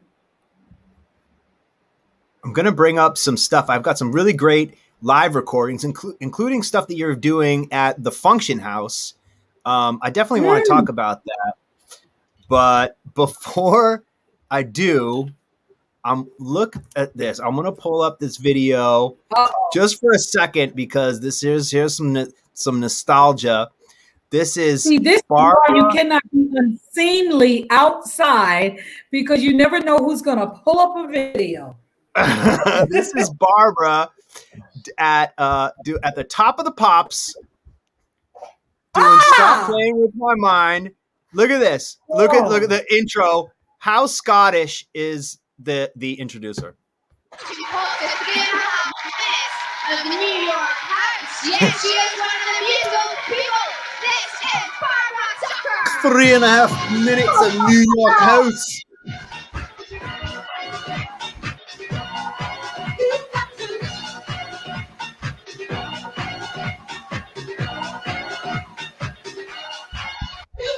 Love me or leave me.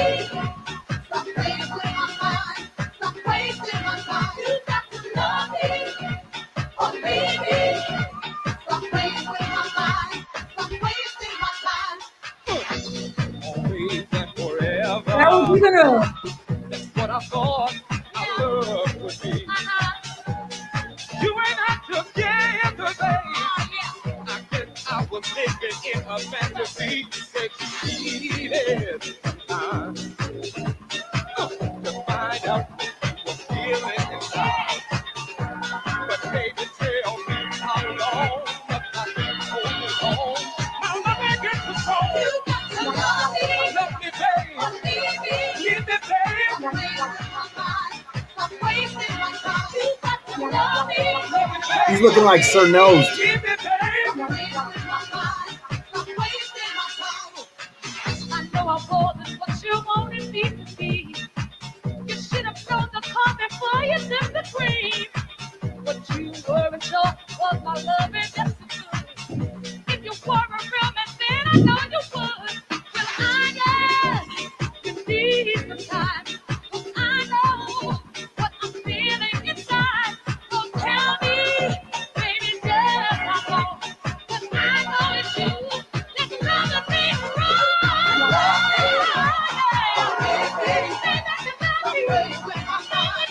Okay, I'm gonna let him have it now.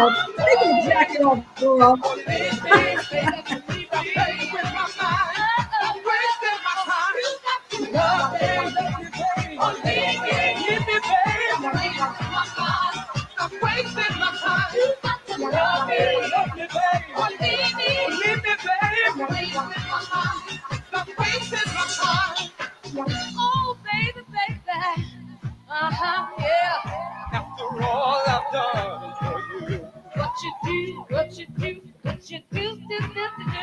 I gave you all my love and now you wanna walk out. See, gonna leave you behind. Gonna leave him behind. Gonna leave you behind. Stop playing with my mind. Stop playing with my mind. Playing with my mind.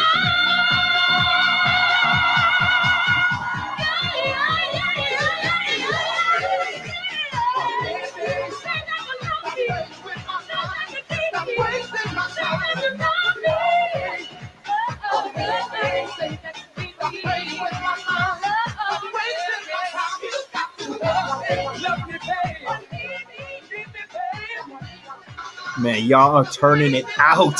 The energy. You know what? I have a lot of energy. I mean, when I get on the you and Daryl, my goodness. Well, that should have certainly got me dancing. That's the beautiful Barbara Tucker. I told you, is she she had Scottish a or shirt on Irish? that. Isn't she British? I don't know. But she's not Scottish. She's like Glaswegian or something. Yeah, definitely Scottish. Gotcha. I told Daryl had a shirt on in here. I said, take that shirt off. Take that shirt off and wear the jacket. Come on. We from New York. Let's go have some fun. I love that. That's incredible performance. Because Top of the Pops, it's like, look, the musicians, they're not plugged in, but you're singing live. So, wow. But the musicians all can play. Oh, really? All, yes. Oh, please. Because the funny thing about it, we rehearsed the song. So they were overdubbed and they were playing right on top. And the guy on the keyboard, that was my husband at the time, and he plays his butt off. Wow. So so that was. Here's a really cool one. This is just before we go on the next one. Sorry, it's just amazing. Like going back and looking at these top in the Pops performances, where it's house music. You got rave classics, breakbeat, hardcore classics. Like the music in the UK, the pop music in the UK in the '90s was something else. That's an era where the UK just zoned in on the music and everybody was in love with it. That's a beautiful thing. See all those old Top of the Pops performances.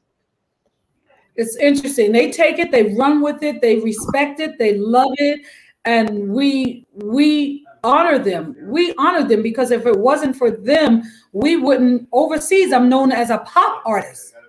My songs are pop songs. I've been on the Top of the Pop not once but 3 times. And so they just treat us different.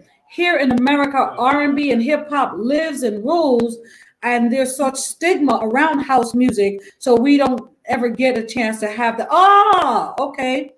This was powerful. This another. This day was powerful.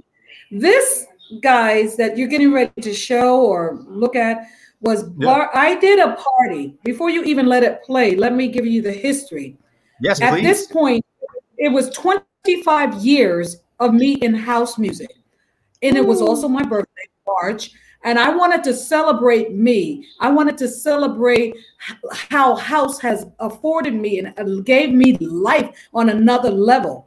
So I remember going to this guy, John Davis, and I was looking for a location to do the party. I said, I want to do Barbara Tucker 25 years in house. Here are my DJs. I started off with who was first one? Give me a second. Was David Morales, because that's the one who introduced me to house, his sound. We made the transition from R&B dance into house music. The second DJ would be Tony Humphries, because then I was really into this groove of house music, choreographing and working with artists, and he was at Zanzibar. So I would find my way out to Zanzibar, even many times going by myself from Brooklyn all the way to Jersey. And then the last one would be Louis Vega, because Don Wealth brought that connection in, and that was house for me. So and then I got 10 artists, and India was one of them this day, how they celebrated, they sung one of my songs. I let them sing one of the songs that I did. It was amazing. By the time I come back out with India, I had changed my clothes because she was actually late and I was ready. because I was ready to dance. I put my Adidas sneakers on, my T-shirt. What I was ready to be up in the house, and we had Bobby Shaw, who was the intro DJ, because Bobby, who was also a promoter of music, and it was just awesome, awesome, awesome. We had close to 2,000 people there at that time. That was good for someone who was just doing a birthday party, a celebration. The dancers were in effect, and I had a background. I have background to freestyle along with us. So that was what this was. I was trying to figure that out, Barbara, because I found 2 clips, and there is a costume change. And I was like trying to figure out, oh, is this the same night? And did La India wear the same dress twice? I was like, something's wrong, because the energy in the room looks like the same. And then I saw like a big King Street Records banner, and I was wondering maybe if this was a King Street party, but you broke it down. No, if there's, sometimes people sponsor me. I need some sponsors. People, I was, again, a club promoter, so I would tap into people. When the late Willie Ninja was sick in the hospital, I was going up to people in the party and collecting money. And I'll never forget, someone said that Kenny Dope said, ask Barbara Tucker to do this because she can get something done. People know me for that one who brings together a community, and that's the thing. Before all these songs, that's the thing that really moves me, because I feel effective in this earth. Not just, oh, I got a song and I'm a diva and watch me. No, they come and they go. I want to make sure that people are touched, moved, people are gathering, people are just helping one another. And he did make his transition, but we had raised almost 2,000 actually for him too. I'm good for pulling community together. That's me. That's my thing. That's what it's all about. When Haiti had remember Haiti had the earthquake years ago? Mm-hmm. Richie from Richie, who is AKA Craze. I said, shut up. Up. Mm-hmm. You know Richie, his stage was Craze. So he's Haitian. No one knew this, but he has an orphanage in Haiti. And he was telling me about this situation, how the building, everything was gone. These kids had no place to put their head. What I did, God touched my heart, and I just got on the phone with my partner, Don Welch, at that time. I was calling every promoter that I know. I said, we need to raise money for this orphanage in Haiti. So what we did, I was calling artists and DJs. We had so many DJs, even if you just touch it for 30 minutes, DJs and artists and singing. We raised $7,700. That's weird, the number, $7,777. What? Now, that is weird. Yeah. But I'm like, how do we? Because people could pay anything they wanted at the door, just as long as they gave something. It's not, I'm on the guest list. No, this is a fundraiser. What don't you understand about giving? I don't care. You got to give something, and it's all going to it. And so he brought all these sleeping bags for the kids, was bringing us receipts, because we use three foundations. And because sometimes if you have a foundation and people don't know you, they think you're stealing the money. So to appease the future mindset, I use two other familiar ones, but I used his, and what he did brought receipts and showed us what the kids look like. Oh my God. And I was just speaking to him yesterday, and he sent me a picture of the kids in the orphanage. Could you imagine just yearly doing a fundraiser to help the orphanages? This is Haiti. This is where people are kidnapping kids, taking kids from Haiti, child trafficking them. So my heart goes to situations like this. But the fact that Craze, who is not a loud person and a look at me person, had an orphanage. How many of our DJs are making this type of money that they can get together a camp? They can get together, let me show inner city children how to DJ, how to produce, how to teach. This is what I never understood. And I'm not trying to be funny, but I never understood that you can have hip hop and rap, and LL can have a camp, and Snoop Dogg could be mentoring young boys. But house music, I notice about our people, where's the give back? Where's the give back? I feel that. I definitely feel that, especially this past year with COVID and just the explosion of the Black Lives Matter movement. There are some voices that you think would be out there leading that were unfortunately silent, but others really jumped at it. You know what it reminds me of is Wajid in Detroit. He built a school with his bare hands. This is that's a shout out. So what is the heart of the artist? Goes back to what about Nina Simone. You're supposed to feel, the artist is supposed to feel what is happening. It's a reflection. We're supposed to feel it in their music. When you hear Aretha Franklin talking about what you want, even though she didn't write the song, that was reflective of the culture fighting for their rights. There's many people coming out at that time. Marvin Gaye singing "What's Going On." So, okay, right now a lot of us are doing the songs about you writing freedom and help and peace and love, but we got to get our hands dirty too. We have to get our hands dirty. I see it. Shaka Khan. Even Shaka Khan was a part of the what do you call it? The Black Panthers. Oh wow, really? I didn't know that. Yeah, that's kind of cool. Yeah. I'm gonna have to do some reading about that. Look into that for sure. I mean, it felt like there was a lot of activism in music in that time. And it's something we've also talked about here on the show. I mean, we touched on it before. I don't want to go too deep into it now. I want to watch this India performance, but I think it's often overlooked in these days that music and activism kind of go hand in hand and are so important to be connected together. And by activism, giving back to your community is one of the things that it doesn't have to just be out on social media yelling at stuff. It can be really just giving back, mentoring, however you're comfortable with it. For sure. And Wajid, Detroit artists mentor younger Detroit artists. That's something I see, and that's what makes the Detroit scene so strong. And I really look up to that about Detroit. Yeah, I agree.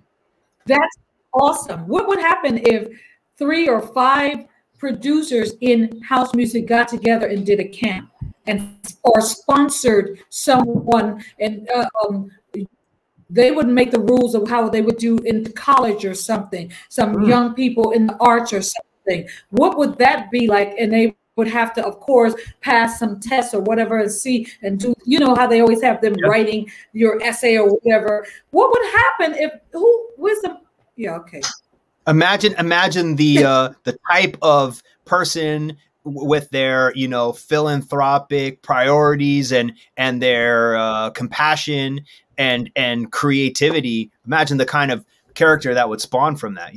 I will say, in our defense, house music DJs are so busy flying around the world DJing parties for people to one, to pay the bills, but 2, because that's the community. Like you said, that's the spirit, is being out there sharing and being out there with our communities around the world. So I think a lot of it has to do with just the mindset of being a DJ, of being a club DJ, a house DJ.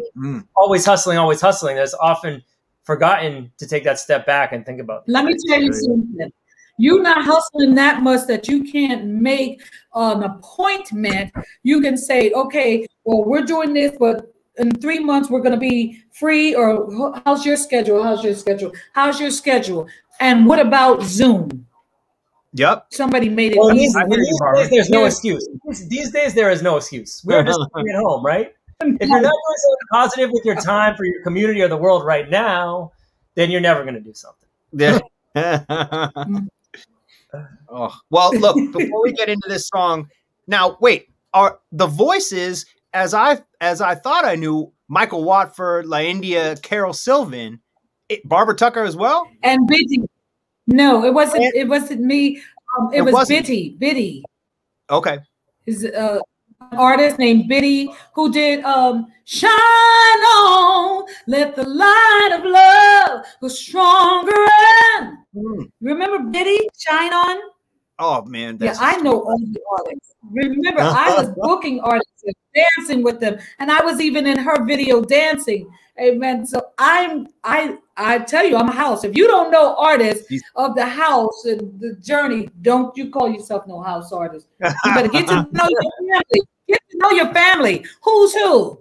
I'm not talking about the newer people. We don't really know them, but the foundational artists. Who doesn't know Jamanda or Kenya Travis? Oh my God! That's the jam. Yup. Well, you're singing in this. You're singing here. With her because she always, every time I'm around, she gives me the mic. I wanted her to sing. She keeps giving me the mic. She's also, and this is after Facebook.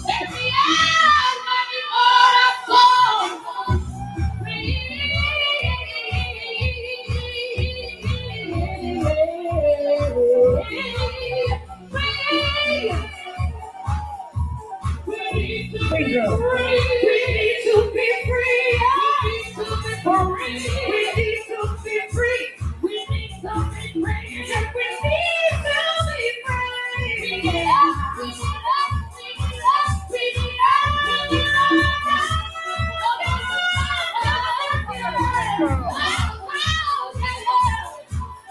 Hey, India.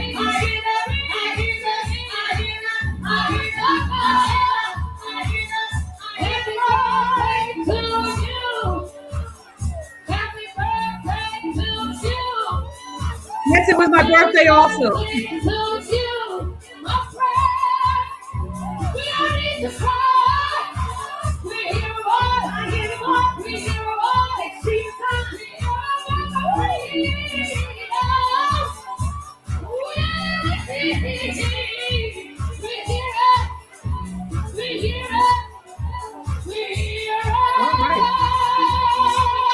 What a party, man. My goodness. It was, everybody in the house was there hanging out. The music, those DJs. And can I tell you this? Because I brought those three DJs together, that's where John Davis got the idea of doing the Three Kings. Oh, no way. I was wondering. That seemed like... Hello, because this was done before he had Three Kings. I brought them together, and actually before me, Don Welch did something, and he had them all on the same bill. Yo, small town DJs in the house. Shout out. Cleo in the house. Wow. Well, Barbara, we are approaching our 2-hour end of the show. Wow. And there's always more to go. There's so much more to go. That's the thing about Schmoozing. We always end up at the end, we're like, how is this 2 hours? We can do 2 hours. Because you're playing videos. Or because we've got great artists like you that have such an incredible history and such incredible content out there. I mean, it really keeps going. And guys, if you love Barbara Tucker, there's so much live content, whether that's Europe, New York, Ibiza. There is a lot, and she's nailing it. It's incredible. You are a true force. The function and an artiste. An artiste. Yes, I'm going to be at the Function House on March 18th doing my birthday jam live there at the Function House in Brooklyn. People can catch me there. And then we're just, all of us, we just want to take this one day at a time. We always want to prioritize the source and the creator first, and then let God just keep moving through us creatively to get some great songs out there and just connect with one another and just inspire one another, you know? Check this out just before we go, because I know Eli's got to bounce, and so do I, and so do you, because we're such busy artistes.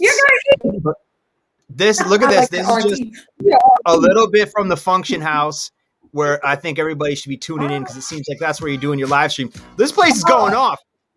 Look at this place going off. You got E-Man on stage. Barbara's on stage, and this is DJ Q. It's not the DJ Q from... That's not DJ Q from Glasgow, though. That's another DJ Q. No, this is his name is Quinte, so we call him DJ Q. Gotcha. And so what we do, this is, again, our online dance show, and we have a ball. We do interviews with artists. and we do like our Soul Train dancing, all the dancers. It doesn't host a lot, but we get what we could in there. We have food in the background, like mac and cheese and some fried chicken. So we just have mac and cheese, man. I don't really eat it because I don't do cheese like that, but they do. And we have a good time. Well, I know online it looks like 1,000 people there, but yeah. First things first. When I get back to New York, and when we're safe from this pandemic, I'm going to Function House. That's what I'm saying. And the name of the party is called "We Are All House." This is about the singer, the dancer.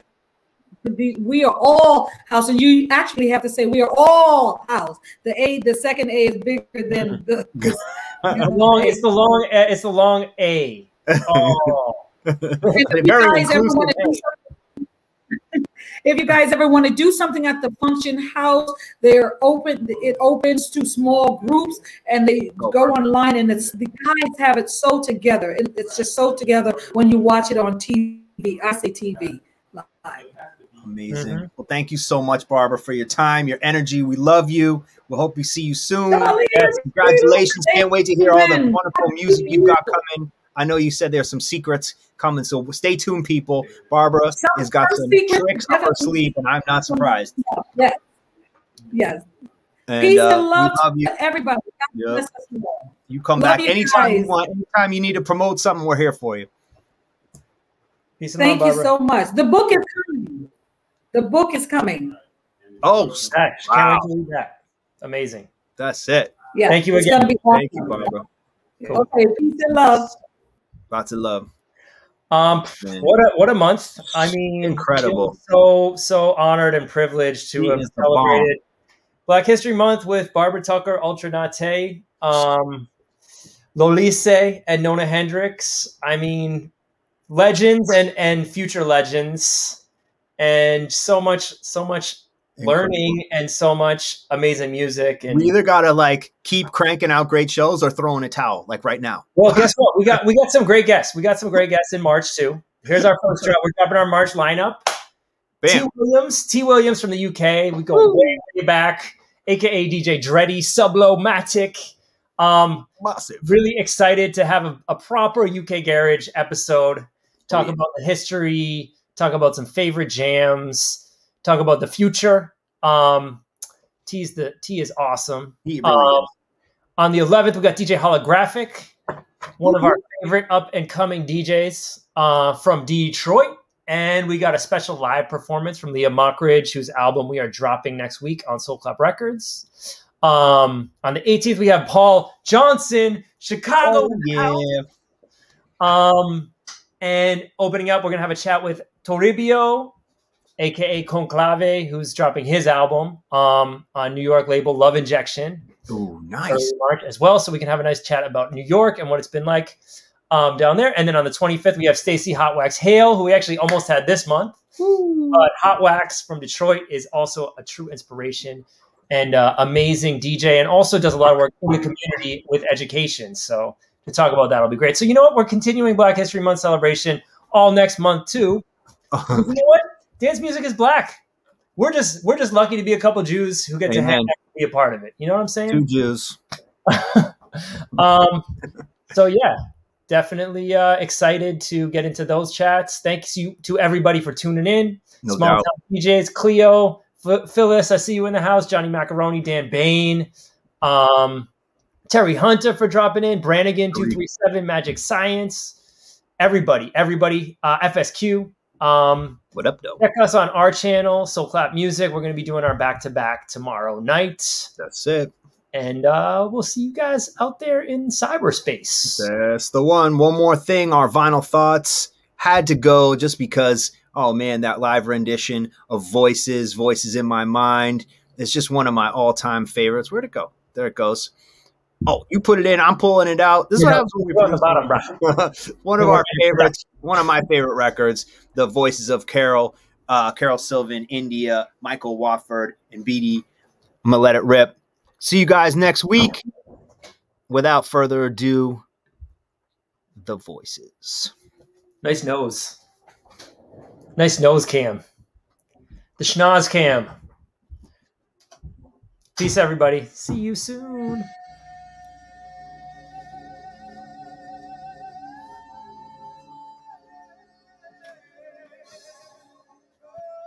I forgot to shout out Keisha Tina. Keisha Tina, we love you.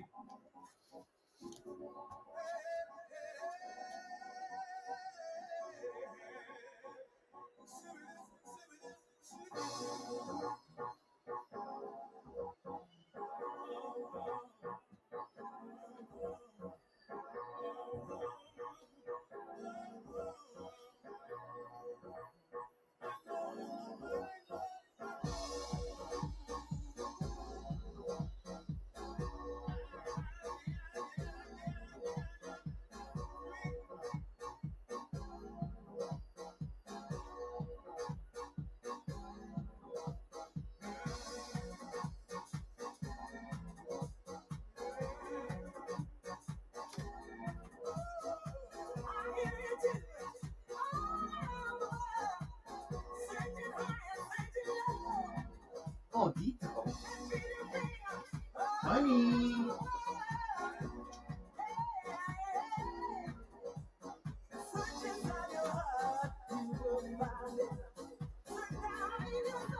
Where are you?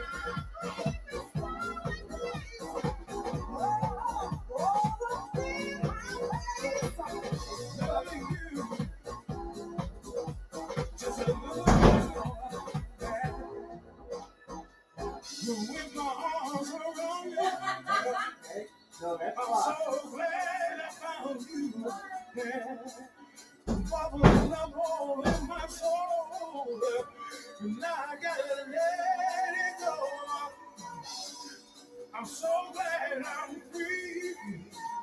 So free that I got to be me. Hey, I hear love, I hear love, I hear love, I hear love voices praying.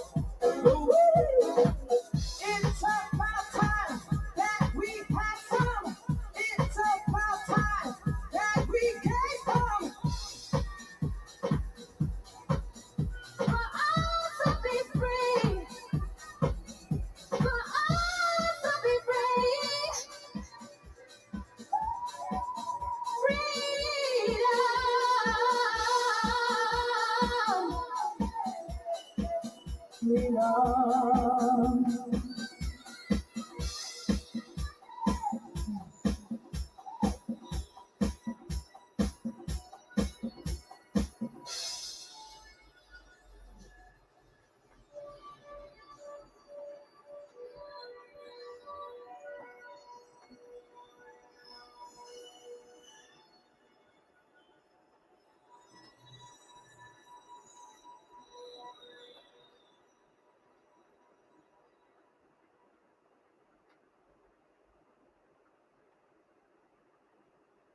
Freedom, freedom, that's all we need. That's all we need.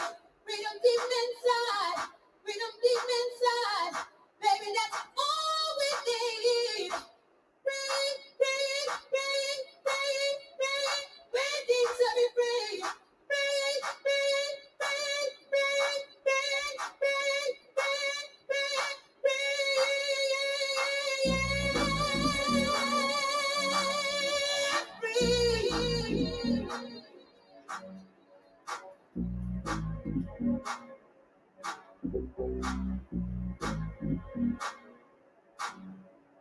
Open up my soul. Come on and get in my body, baby. Hey, let yourself go. Let yourself go. Be free. Be free. Be free.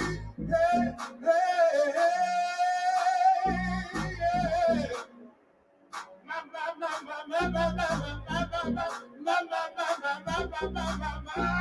baby.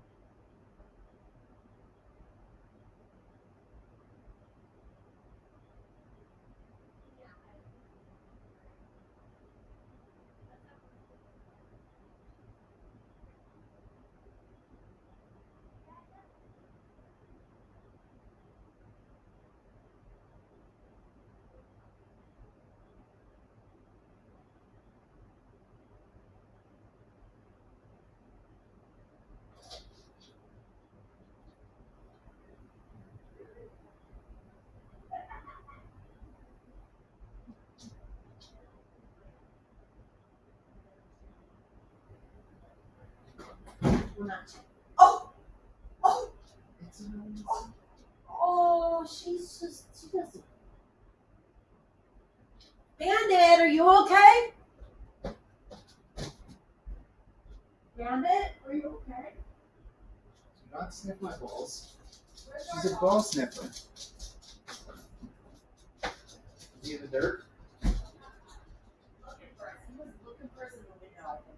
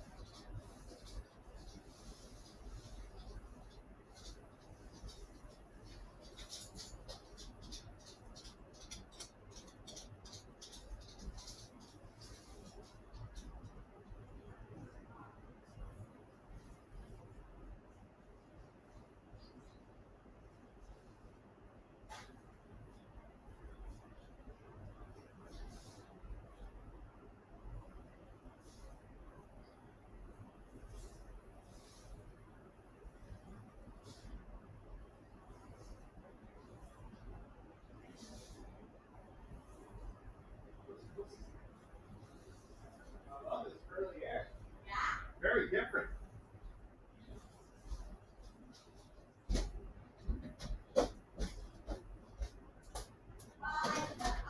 Hey, buddy.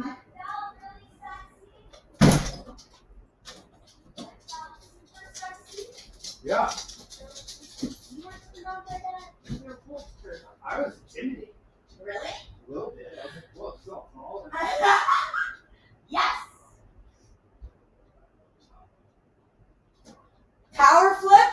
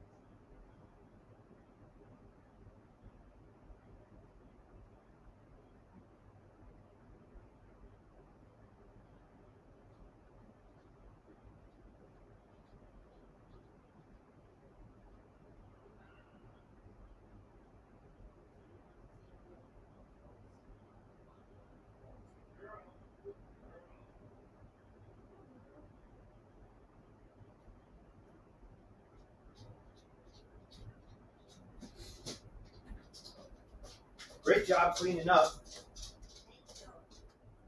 Let me turn this stuff off.